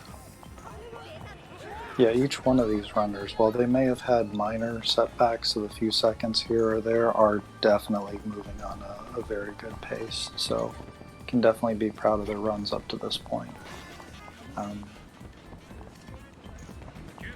Item Finder, you'll just have to wait and see what color dress Mog's going to go with. I know what the plan is, but we'll have to see if you guys catch the theme when they get there. So King, the ideal thing to do in Snow's Palace is to fight the double Anubis before the day runs out. Fighting him on day 6 is a big chunk of hit points less than day 7. Day 6 is 60,000, day 7's like 92. Thankfully, because of the strength stats, it's not that big of a deal. It is a couple of seconds lost, and it does give you 1 less overclock for Snow. There's also an interesting manipulation with the start of this fight. That is something you do before you even start the run. Not this fight, but sorry, the boss fight at the end of this section. So, double Anubis, really the only time it gets really dangerous is if a Chaos Zone happens to spawn on top of them, which randomly will just happen. And that's never quite the kind of fun you want to see. But yeah, the basic idea here for each of these runners in their route is they want to make it through that Anubis fight before 6 a.m. because once 6 a.m. hits, you'll cycle through the next day and you'll have your EP refreshed. And you're going to need all of it, or almost all of it, for the boss that's coming up here. Yeah, and that's why getting Plot once in the Snow Palace is fine, because with proper movement it lines up nicely, just so that the day ends right after you fight the Anubai. Team, normally you end up seeing a Cyclops encounter, getting the Thorn of Courage, the treasure chest Team Tomberry just grabbed. So far we're 2 for 2 with no Cyclops settings. Or no Cyclops sighting, so hopefully Ankon Team Mog can keep the train going. So he is about to approach the actual Cyclops boss fight, which I will say is one of back before the days of the drop mod was the second place that you could get the magnet drop. If you didn't see it there, then you had to go with really sad Eroga backup strats for that mini boss we referenced coming up later. We got to do lots of gymnastics. So, and there's small optimizations that I think we missed calling out for Team Choco's side, but we'll get to show up for the other 2 runners. Assuming they're going to try. When we basically a couple of these different blocks and carts that are stacked up along the way will let you jump to spots that are more efficient than the expected path. But I'll set that aside because Snow's coming up here. So who wants to explain the Snow fight? I'll give it a try if you guys don't want to. Not it. Go for it. So an early manipulation before the run makes it to where we know he's going to launch himself at us. We throw a potion and a couple of debuffs while that's happening, and then some Phyros to pretty much instantly stagger him. Once that happens, we're going to burn through all of our overclocks and blitzes that will have bravery and an arrow. Yes. And yeah. 20 seconds to melt this guy down. That was... wow. Snow has 700,000 hit points. We used to by have the way. to like. Wow, yeah, you don't even see what pattern he picks. He's just dead. It's So- oh, go ahead, Cherokee. So the pattern is known in part because if you fight him after the first time you fight him, if you retry, if you throw spells right at the start, he always picks the pattern where he tries to run up and punch you in the face. Okay. Including if you load a save, quit out, and then start your run. So each of these runners would have actually done that off screen while the FF1 runner was going on beforehand. And then once you know that pattern, basically you can block and overclock at the moment he's hitting you. And if you throw Fires from the Midnight Mauve with the Shadow Hunter over your back, you're going to get bonus stagger on top because he's in the middle of an attack. And all of that adds... Go ahead. I was just going to say, one more important thing about that is the fact that he launches himself at us like that means that he shows us just a tiny bit of his back, and we are getting that extra positional damage that Dine mentioned a while back. It's really more of a tap of the hip than a touch the butt strat that you would have seen with Null. But in either case, you're getting positional damage because he punched just a little bit through you. So you add all those up. And even though we're hitting arrow, which is not the main element that he's weak to, you're still getting 30,000, 40,000 damage a blitz. And with 2.5 overclocks to use up, it's over before you start. Just melted. Mm-hmm. For anyone just watching Team Tomberry, Dosfero got a very interesting encounter skip. So if you interact with an object as the enemy is hitting you, the encounter won't happen because lightning interacting with objects, whether it be treasure chests or a switch, take priority over battle. Thankfully, she ended up, or not thankfully, but unfortunately, she ended up getting snagged by the second encounter. But even pulling it off once is still pretty impressive. It's a very tight window. A small story update. If anything game breaking comes by, feel free to interrupt me. But since we just defeated Snow, anyone who hasn't played this game before, but played the other ones, probably noticed he looked a little strange. So in 13, everyone becomes a Lassie, and they spend the whole game trying to break that curse. 13-2, Snow decides, just kidding, I need that power, and he takes it back to help travel through time and find lightning. And now here at the end of the world, because Sarah is dead, he's just fallen into depression and is a very depressed Lassie, and Lightning has to slap him around to wake him up because, hey, she's going to save Sarah, dead or not.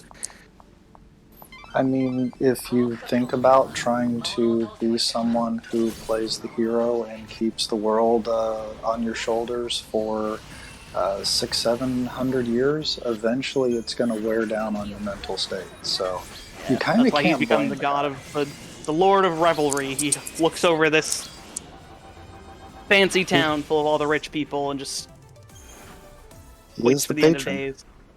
He's waiting to see Sarah again because at this point he's lost all hope, and he assumes, hey, if the world ends, he'll get to see her again. It is worth mentioning for the Snow Manip, if one of the runners have happened to have a crash, or if you close your game client, you lose the Snow Manipulation. So when you're fighting Snow, we first realized this during the dash runs, the community defined 100%, where we have to fight Snow twice. When we were fighting him in New Game Plus, he'd always start off with a fast recast. It's just the way the game handles just that one specific boss fight. You can't use that trick to manipulate any other boss fight, but for some reason, Snow is really special. As King SPI is making his way through the Temple of the Goddess, I believe, you can see him manipulating the encounters all the time pretty much, as the ectopuddings that spawn here are very annoying and very, very difficult to avoid otherwise. Their hitboxes are massive. Yeah, they're just huge. And with proper movement, the locations of the encounters should be fixed, should be consistent, if you are on the step route pretty much, so you know when to manipulate them to get them quickly. Yeah, this is the part that we were referencing earlier, that some runners try and YOLO it and immediately regret that decision, because you will get slapped by about 15 to 700 ectopuddings. They can hit you through the wall too, which is even more amazing. So coming up on Team Choco, you're going to see one of the two small little, I guess we'll call them sequence breaks. Or not. Never mind. King, you're making a fool of me.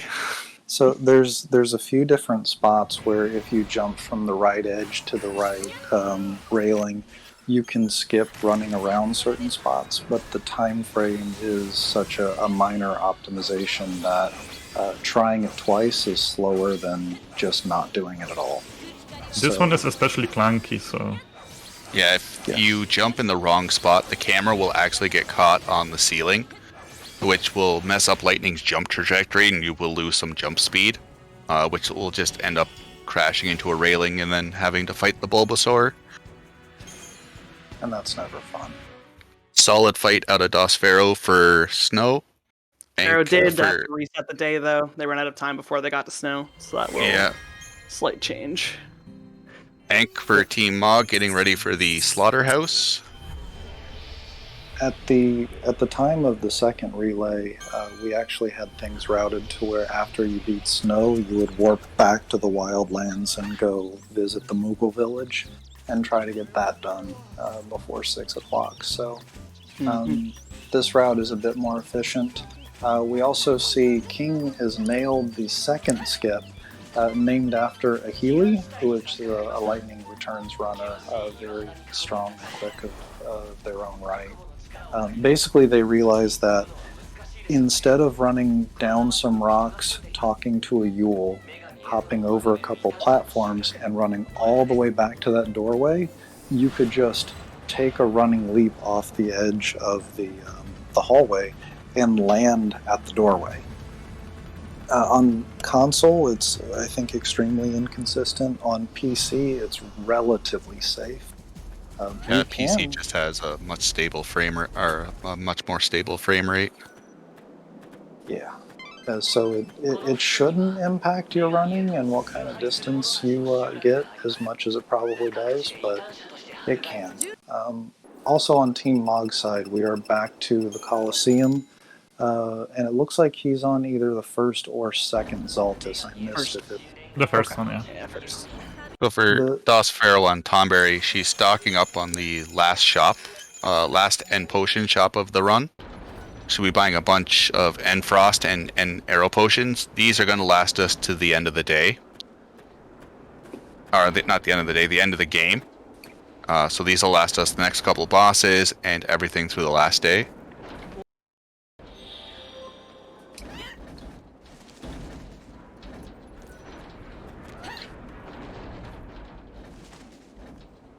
So time isn't very tight as far as the story clock goes when it comes to going up the temple. The runners will sleep until 4 o'clock because if everything goes right, it's about 2.5 hours of in-game time to scale the Temple of the Goddess. And Caius, if you've played... Caius is a treat if you ever played this game casually because it's a big fight with different role changes and he's flinging Bahamut's at you and the speedrun is none of that. Blink. Don't blink or you'll miss it. You will miss it.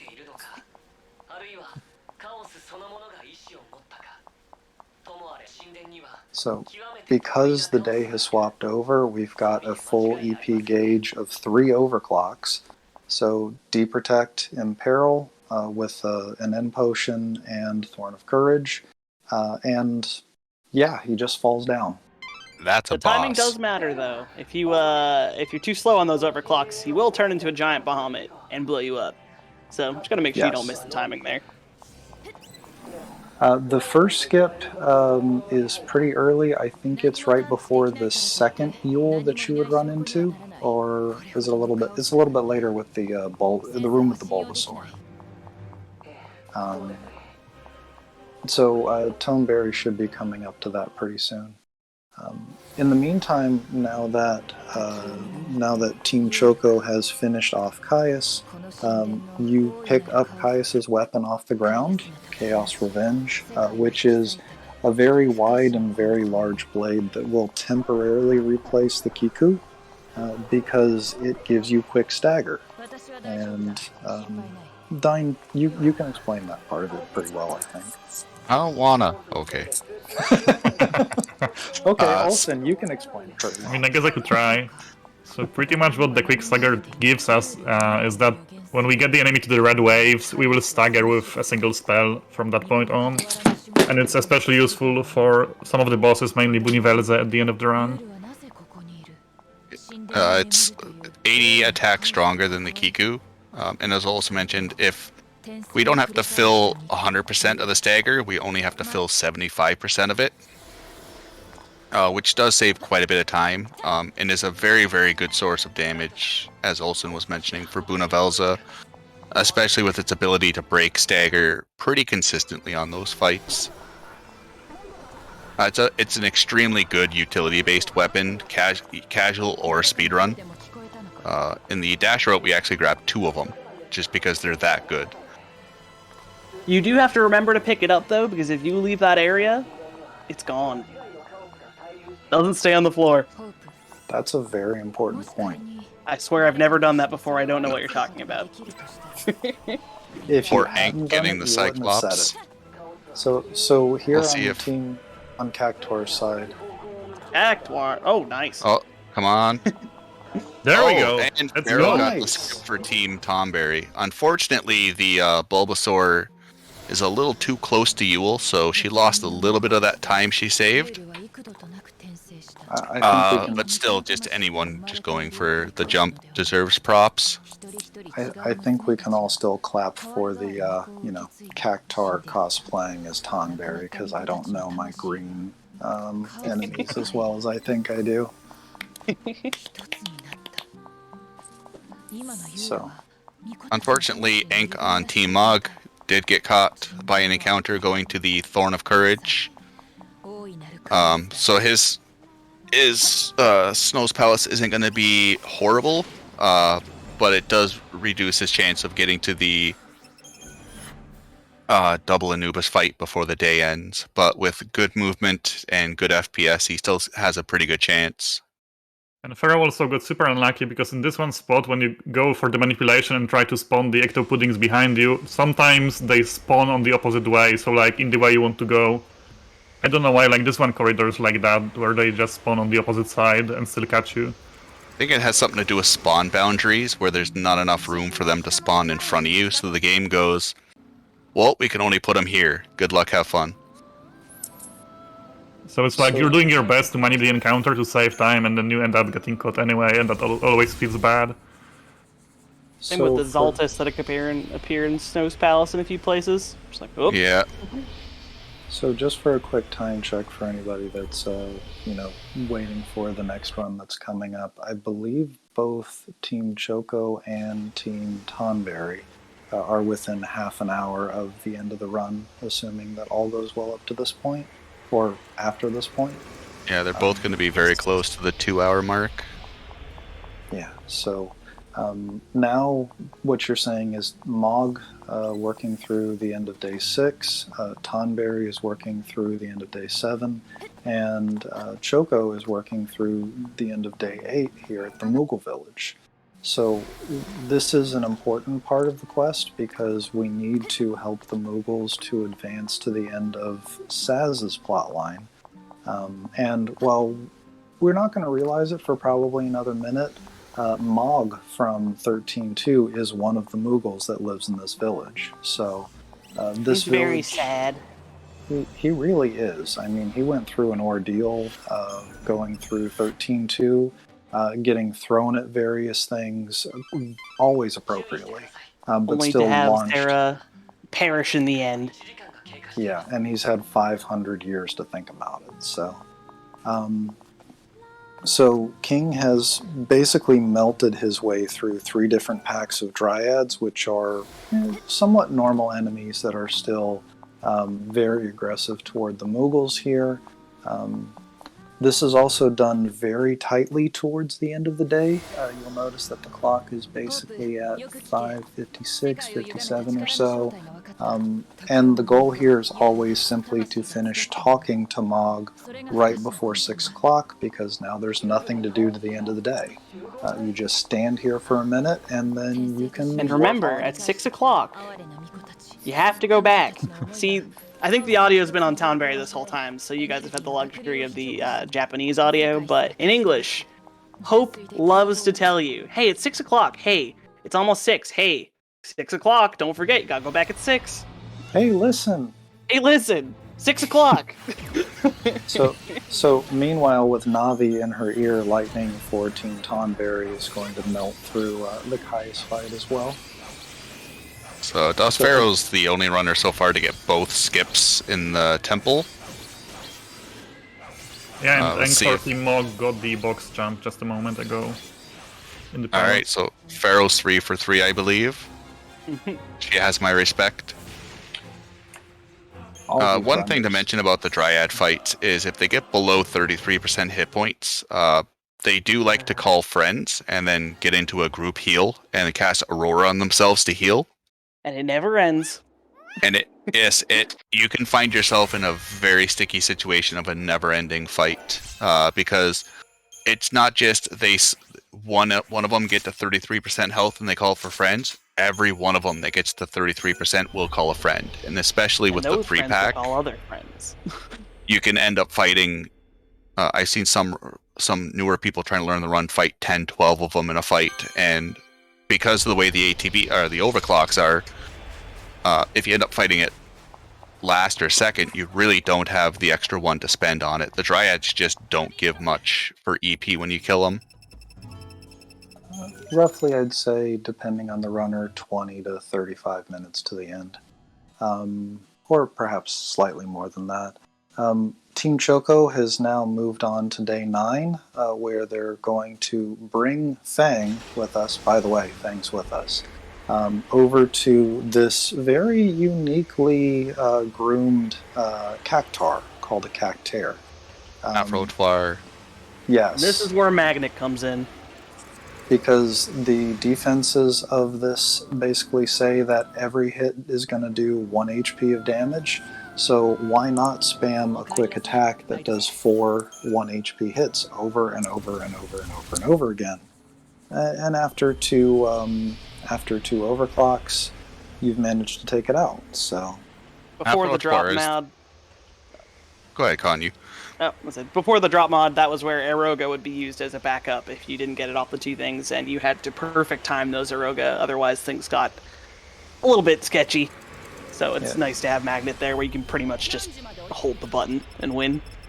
Afrotoir is probably the dumbest enemy in the entire game. So there's a mechanic called a damage threshold. A couple of enemies have it, Bunafelsa Plus, Earth Eaters, where you have to deal over X amount of damage before it registers anything more than 1. Bunavelza Plus has 2,148. Afrotoir has 65,535. And what makes it even more kick in the shorts is he only takes 10% damage from everything. So realistically, you have to do a base damage of over 656,000 damage before you can deal more than 1. So something like Army of 1, if you're at about 2,000 strength, will one-shot him. Unfortunately, even if we could reach that, it would still be slower, because Army of 1 doesn't come available, I believe, until day 10. And then also time to grab the chest and then sit through the animation. Magnet just still works out far superior in terms of time optimization. So if we think about where we're at so far, everyone has gone through the Luxerion plot in its entirety. Everyone has gone through the Yusnon plot in its entirety. There's still a little bit of work to be done in the desert. We've finished the Caius Yule Angel of Valhalla part of the plot. Some of the runners are still finishing up a little bit of that. Which we did never reveal. Angel of Valhalla is actually an old friend. We finally got to that scene. It turns out that your buddy Odin from the other 13 games decided to reincarnate as a chocobo because he loves lightning and wanted to help her. Hank was in a little bit of trouble there for Team Mog. He wasn't getting the positional damage on Snow. So each blitz string, he was losing about 28,000 damage. Thankfully, he still got it because he had a good number of perfect attacks. Perfect timing is no joke in this game. It's a lot of damage in the end. It really is. So once we get through the last little bit here with the other two main quests that happen, and it looks like it's going to be the one in the desert with Fang first, and then finally it'll loop back around to Saz in the Wildlands. Previous runs used to have up to 4 days of Resident Sleeper to remove and use up all the rest of the time. I think basically we're down to a little over 1, and we're going to use all that EP to buy some potions from Hope before we get to the end here. So Lightning's beauty sleep. She'll get enough. So in 10,000 years we'll give you a crick in the neck. So this is Perandus over on Team Choco's side. I don't remember what it's a reference to, probably something in 13.2. It has a barrier you need to stagger to get through, and then after that it's pretty much the Caius fight, except this one is throwing a few more attacks and can knock you back if you don't have your timing down. Yeah, you Perandus can is one lose of up to the a few few, if seconds. not... Excuse me. Sorry. So, go ahead. I'll say Perandus is one of the few bosses, if not the only one, where depending on the day you're fighting him, it's an entirely different enemy, right? Grendel. I think. Yeah, Grendel. Yeah. I mean, it's the same enemy, different name, but weaker. They act like Grendel's- it's different. Yeah, the Grendel to Perandus is only 100,000 hit point increase. Grendel, the Dead Dunes boss is the only one where we don't have any additional stagger modifiers to abuse.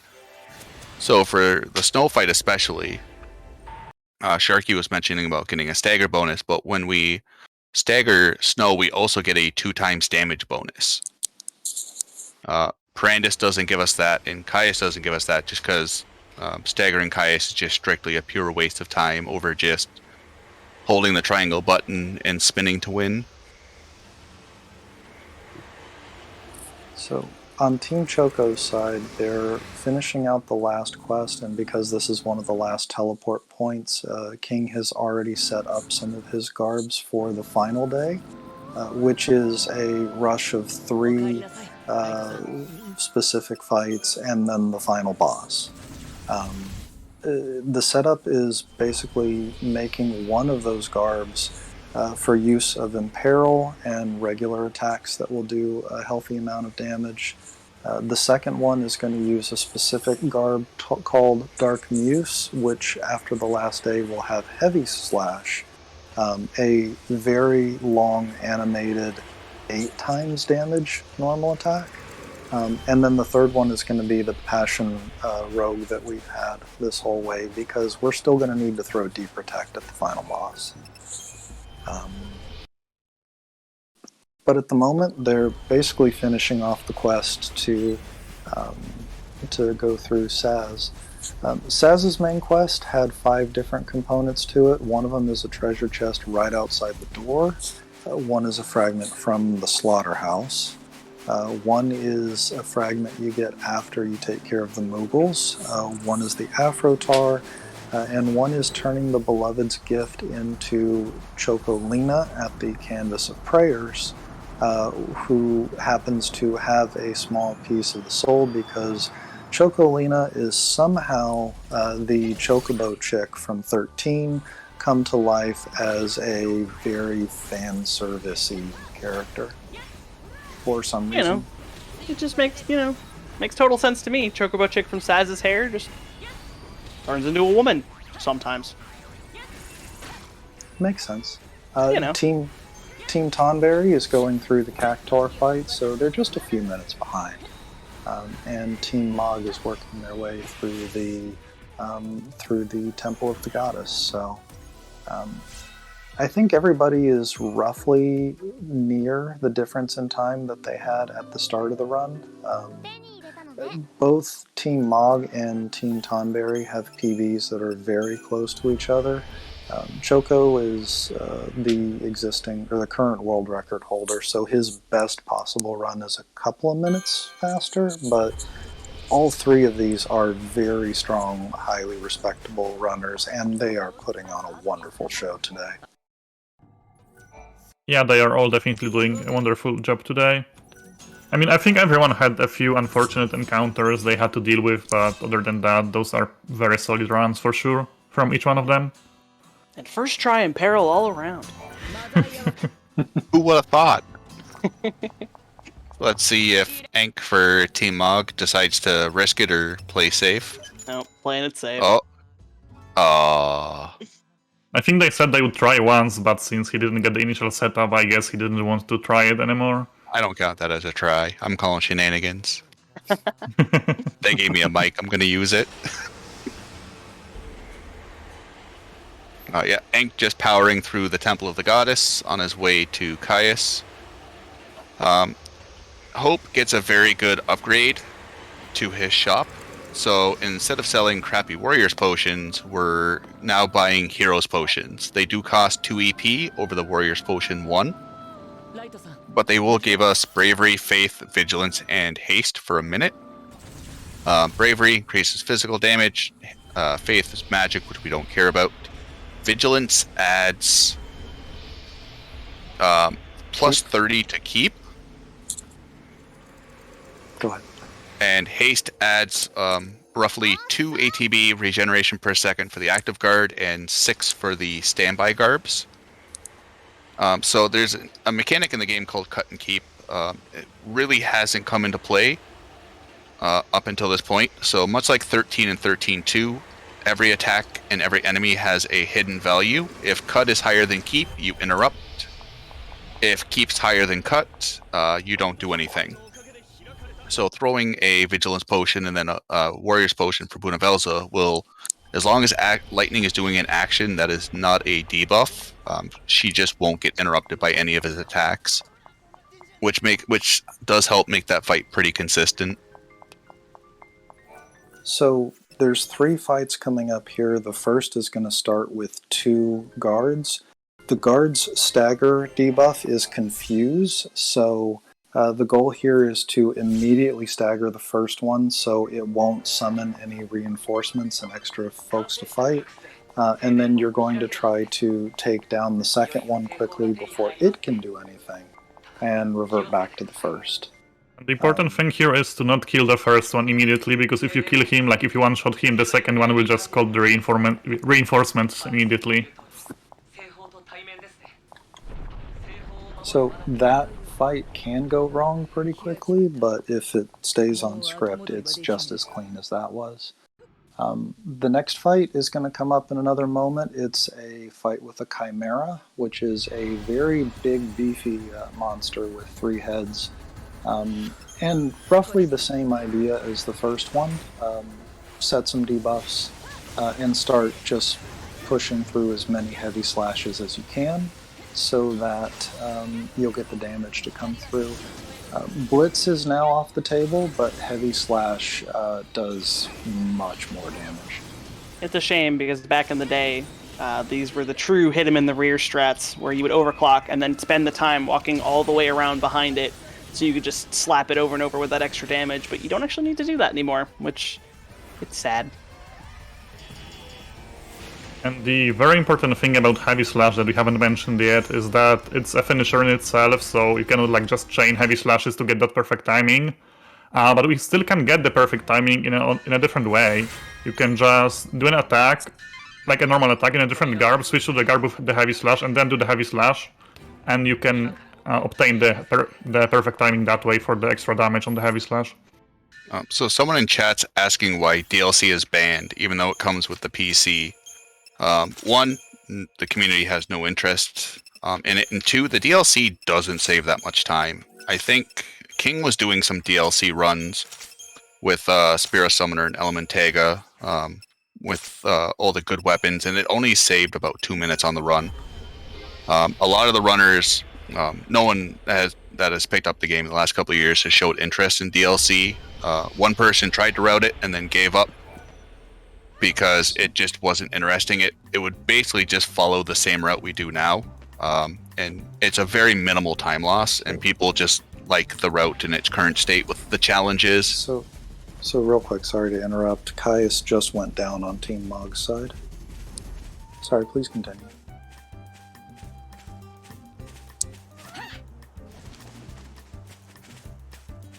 The King, for Team Choco, easily dispatching the Chimera.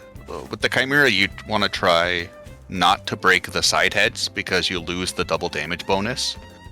Not a huge thing in the world, just losing a little bit of time. So Dos Pharaoh on Team Tomberry, handing in the last of the final quests. Ink just finishing up on Caius, not too far behind. So, many of the fights so far up to this point have been very quick, and we've been able to cheese them with overclocks. The final boss here, Bunavelza, is not that at all. It's a complex fight with 4 different stages and health bars, and it's the difficulty curve compared to the rest of the run is like standing at the bottom of a sheer cliff. It's just straight up from what you've seen up to this point. So these runners basically have practiced this fight into the ground because it's the single biggest obstacle to finishing a run. I think the way that is most fun to describe it is supposing that you're playing through a nice game of Hello Kitty Island Adventure and you reach the final boss and find out that it's actually a boxing match in a real physical ring with a prime Mike Tyson. You've got 12 rounds. Good luck. I learned this game for the 12-hour challenge my first time. I think I spent 6 hours. Team Choco's got about 3 minutes left if they want to get ready for Final Fantasy III. Yes, sorry. Please continue. I forgot we didn't give the call out. Yeah, we called out half an hour, so it's about now. Please be ready. Yeah, go ahead, Coin. As that more or less was done, I picked up the game for the 12-hour challenge the first time. I think at least half of that time was spent on Bunavelza alone. More than half. It's not uncommon to practice Bunavelza more than the whole run itself. And a lot of the newer runners think we're joking. And I'd like it to be a joke, but it's not. Bunavelza, not even trying to do it optimally at these stats and with the items and abilities we have is a very, very difficult fight. It's the first fight in the game where you just can't cruise through it with unlimited overclocks. So what King's doing is using attack from Equilibrium Plus to set up a perfect attack from Dark Muse. We put the Chaos Revenge on the Dark Muse to make sure Heavy Slash breaks Dagger, which makes Heavy Slash a 24 times ability, which just ends up dealing massive damage for just no work. The Ultima weapon in this fight only saves 40 seconds, and it's not worth the 13 minutes it takes to get. King's average fights are about 220, 225. With Ultima weapon, they're sitting at about 140, just a little north of that. So we picked up an ability on the last day called Decoy, which drops a little 5,000 health Moogle to sit there and force everything to attack it. And because we're playing PC on 60 FPS, when you throw that decoy down, it doesn't actually hit the floor, and it sinks down into basically the center of the universe. So this boss is now going to turn away from you and keep trying to horizontally hit this decoy and just not be able to make contact with it. So if you get in front of him, like King appears to have done in some points, his swings can still hit you and do some damage, but he's not trying to right now. Rather, the boss isn't trying to. Also, Almagest, which is named after the main attack from, I believe, Final Fantasy V's main boss. So, King is going through third phase. Fourth phase is going to be a very dangerous point where he's going to need to stagger it to do damage, but once the stagger hits, it's a victory lap. And time will be as soon as he confirms the final boss's score and drops. So we've got... Lincoln missed second phase. I'm going to need someone to explain that, the next person who gets there. We'll explain it a little better for Pharaoh. So we've got less than a minute here before we should be hitting. Ooh, there we go, Cataclysm. That's a very spicy. So what King's doing is throwing a Hero's Potion. When you throw a potion or do an EP ability during an enemy's attack, you get a 90% damage reduction. So like for Air Knight's Hellflare, Megaton Break, for Cataclysm or Demento Mori, it can greatly reduce the amount of damage you take, and it's the only way to survive a lot of these abilities. And now that Bunavel's is staggered, he takes 5 times physical damage. And FF3, you're up in probably 10 seconds. Alright. Fortunately, I'm losing in peril. And... Time. GG Team Choco. GG. 156 in a marathon setting is just incredible. Yes, very good. That's within very a minute or clean two. That's within a minute or two of world record. Yeah. And he's got a 154, I believe. I think so. It was one of his practiced runs. So. GG to King. So wow. Team Tomberry's probably got 5 minutes. And we have a little bit of time before Pharaoh gets to the real final fights. So I think they have some time to introduce themselves. What do you guys think? Yeah, we can go ahead and let the 3 team introduce themselves. Well, in that case, welcome. We are the FF3 team. The other 2 commentators still appear to be muted. So, okay, no, we're good now. Welcome. My name is Bobby Davro. The other 2? Hi, Bobby Davro. My name is Sarth. I'm going to be commentating. My name is Pandash. I'll be here commentating too. Are we allowed to clap and say, here to wish Chris something, something, something?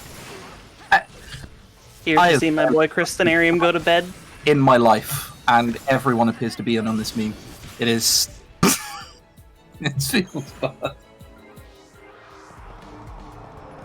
Pharaoh just easily handling Chimera onto the double set fight. Enk for Team Mog, getting ready for the Afrotoir fight, not too far behind. Yeah, I'd say at this point we're within 5 minutes for Team Tomberry.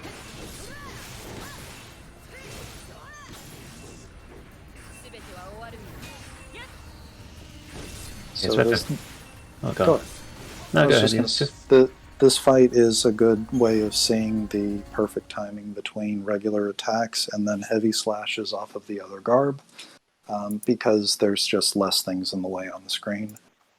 But Pharaoh is now going to be running up to Bunavelza and get to take on her final boss.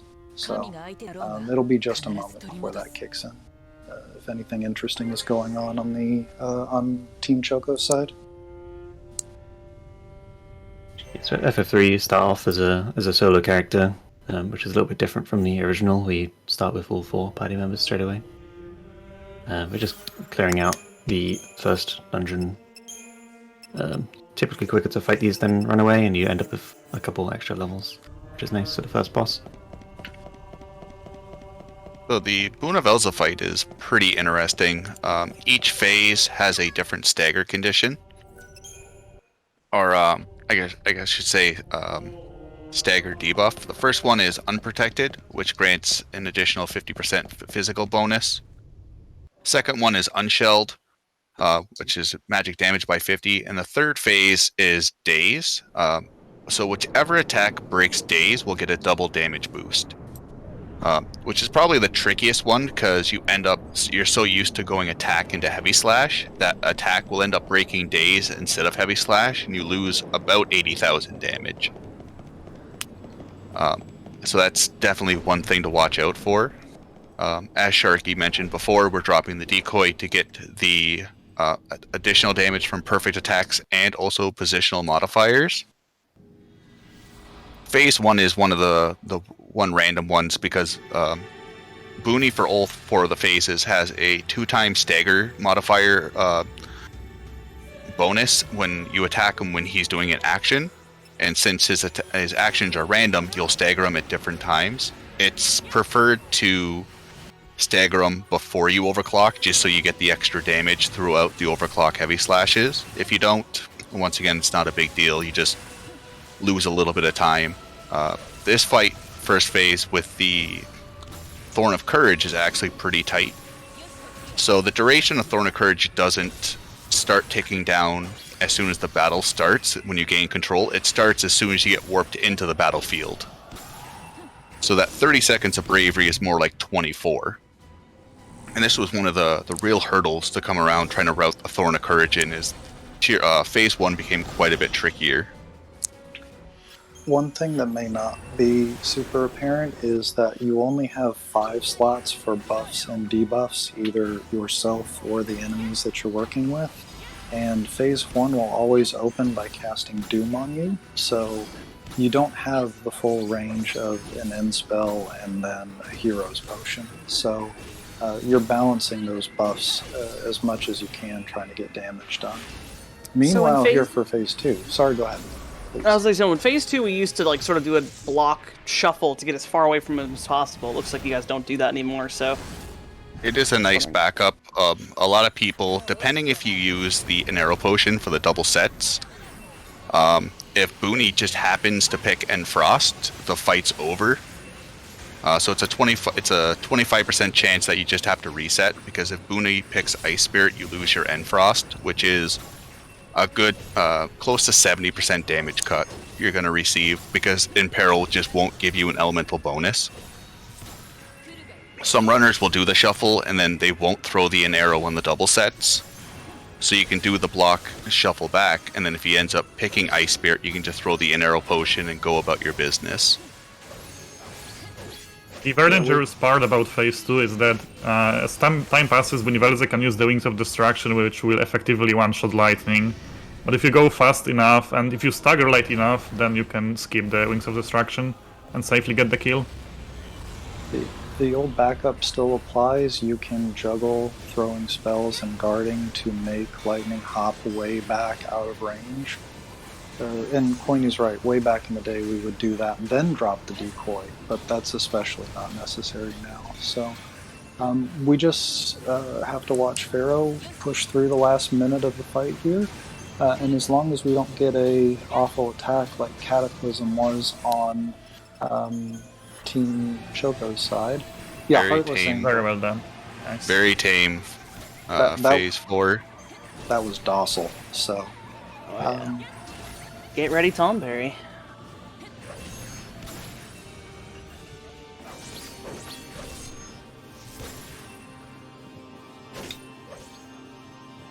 Alright, and double click here. Time. GG for DOS Pharaoh. That time's within 2 minutes of her PB. So very, very solid runs from the runners so far. Ink is also not far behind his PB at all.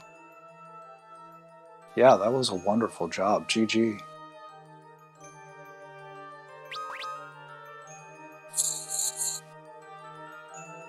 So for Ink on Team Choco, just handing in the last side quest. Gonna sleep the day, get some Warriors potions, go through the super guards. There's not much happening for a while if FF3 wants to take it away.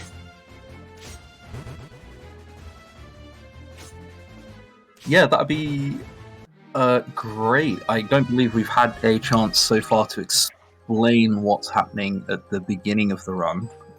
because we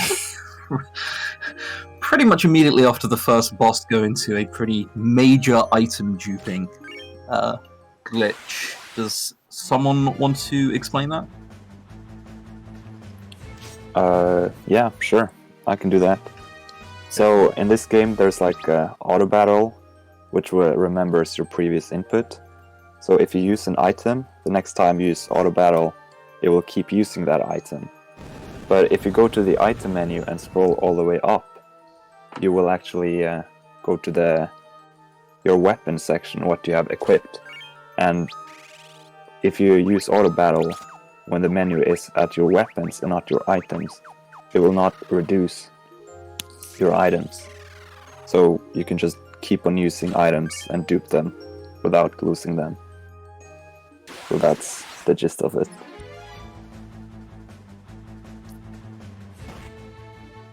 I also, as I say, slightly lied, because the first time I thought we used item duping, it was for Phoenix Downs in the Cave, but I forgot. We also use it on the first boss for Arctic Wing to set up the dupe there, don't we? Yeah.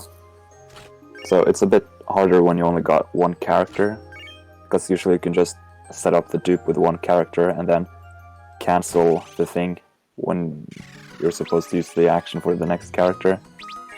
But when you only got one person, you gotta use the item on turn 1 and then set it up on turn 2. But luckily we do get 2 of the item in the first dungeon, so we can set it up with only one character.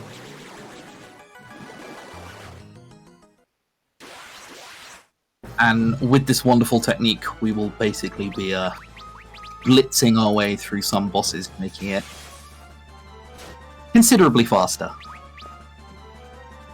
Yeah, a lot of them just become trivial with the item dupes.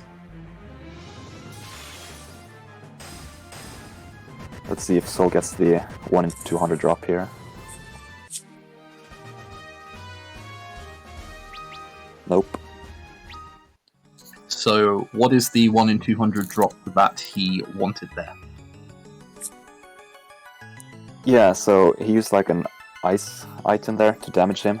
You can actually get the upgraded version, which casts Blizzaga instead of Blizzara from this guy. It saves a little bit of time, because if you don't get it, then you gotta go to a castle later on. It's a small detour to get the item. And it also, yeah, it one-shots the next few bosses, pretty much.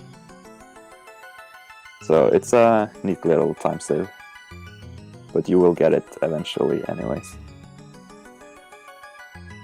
Yeah, there's a few nice little time saves by getting a few drops earlier than you should when you're just going to pick them up, but we end up with everything anyway. I'm also just pointing out that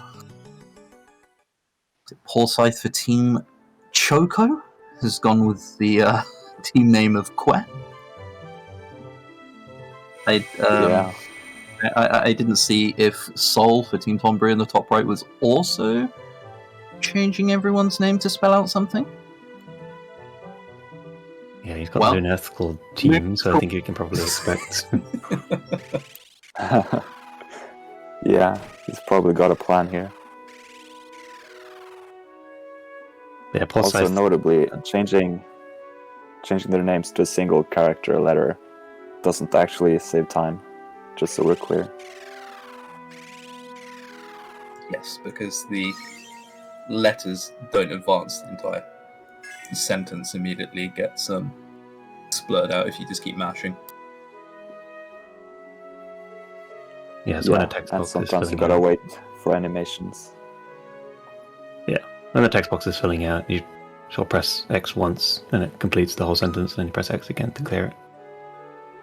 And then the cases where it doesn't fill out instantly, it's just because an animation is playing, so the language doesn't make a difference. Yeah. And their names rarely pop up anyways. It's like less than 10 times, almost. Yeah, not much dialogue in this game, really. Enk over on Team Mog is starting up his final boss rush on the last day here. And it looks like the first fight is going off smoothly. The confused soldier will actually heal you if you leave him standing around long enough. Sorry, go ahead. That's good to hear. Hopefully they can save some time. Catch up.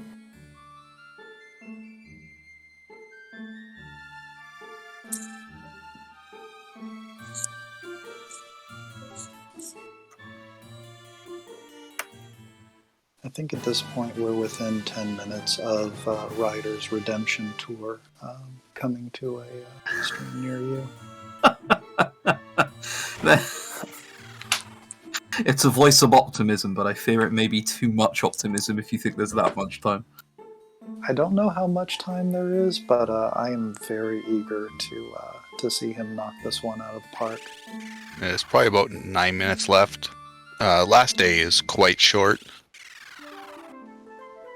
Unless he ends up getting the monkey surprise, then we just tack on 20 seconds. Luckily, you can escape as much as you want on the last day. There's no time to be had. Take as many fake hours as you want. It's the end of the world as we know it. I feel alright. There was a runner of this game, XIII. He ran this last year. He ran 13-2 this year. There's one point when running down to the basements where you're caused to pause this section coming up here because of the dead bodies disappearing. And this is probably the worst area, because if the monkeys end up following you, they can actually hit you before you get the chance to regain control on lightning. So it really sucks right near the end of the game to just lose 15 seconds to something you can't control. They just come up and kind of tap you on the back. I think it happened to Shonen like 4 or 5 times in a row. Oh gosh.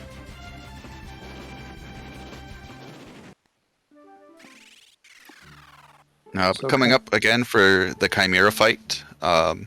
If you don't feel confident with your movements, once you stagger him, you can activate Overclock and walk to his backside.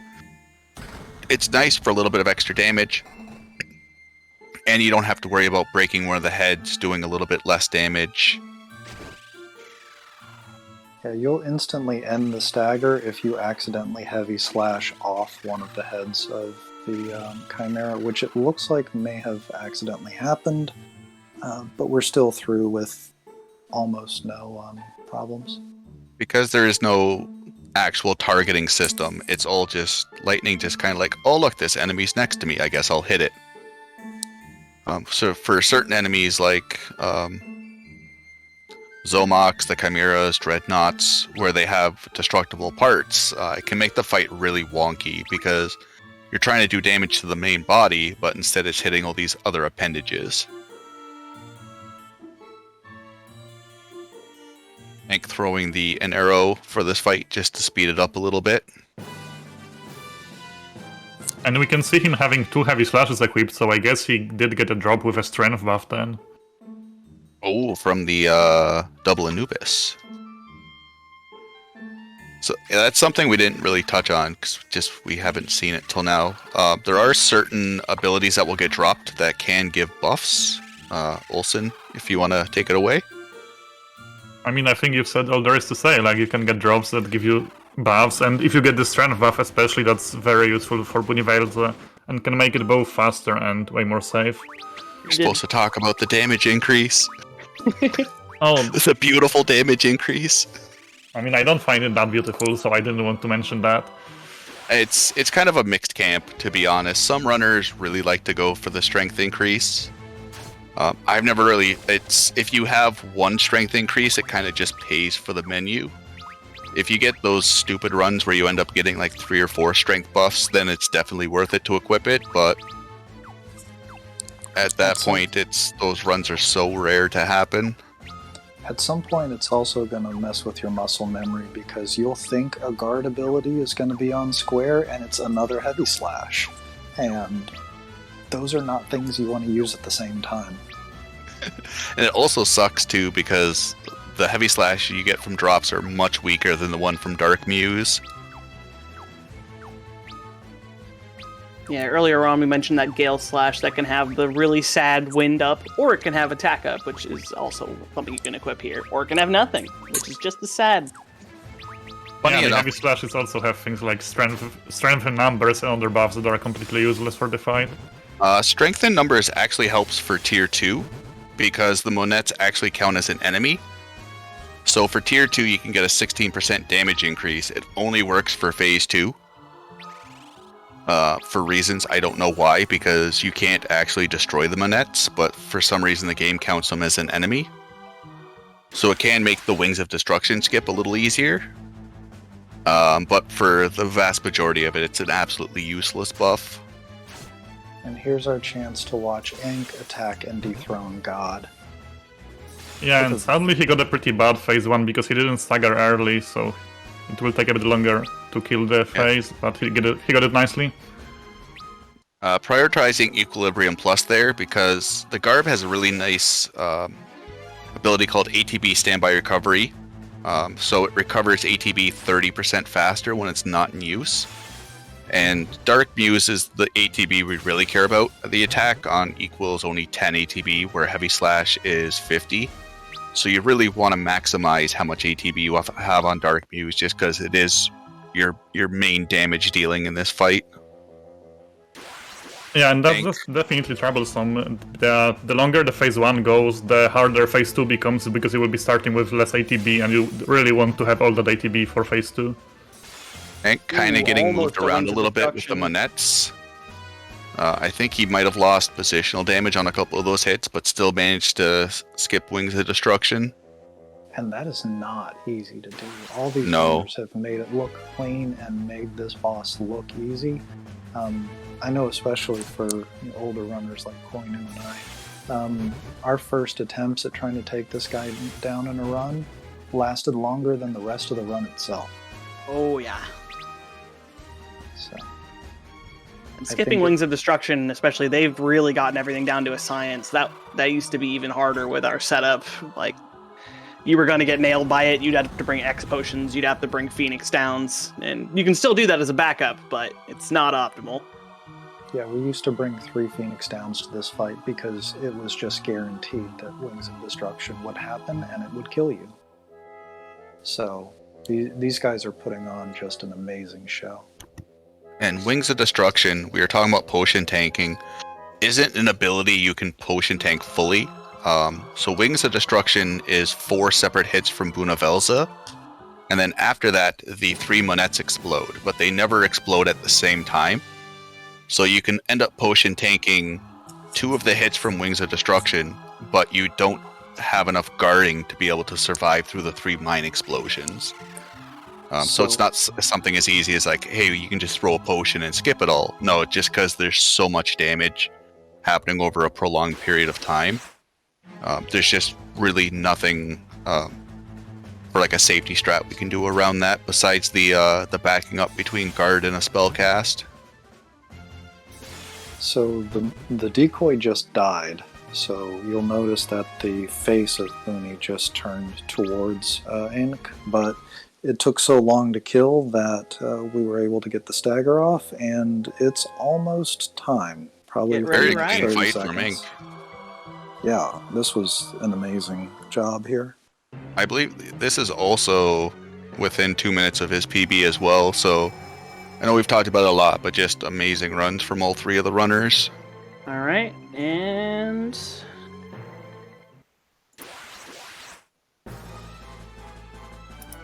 Time. Did you guys have anything else you wanted to share before we hand over to the FF3 crew to knock the next runs out of the park? Nothing that I can think of. I'm always just blown away by the display of the runners for LR show. Like we've mentioned, Sharky and I are some older runners here. The route gets tighter and tighter, and they made that Bunavelza fight look easy. We cannot reiterate enough. That is a very hard fight. So GG to everyone, real close to your PBs, and that was just a good show.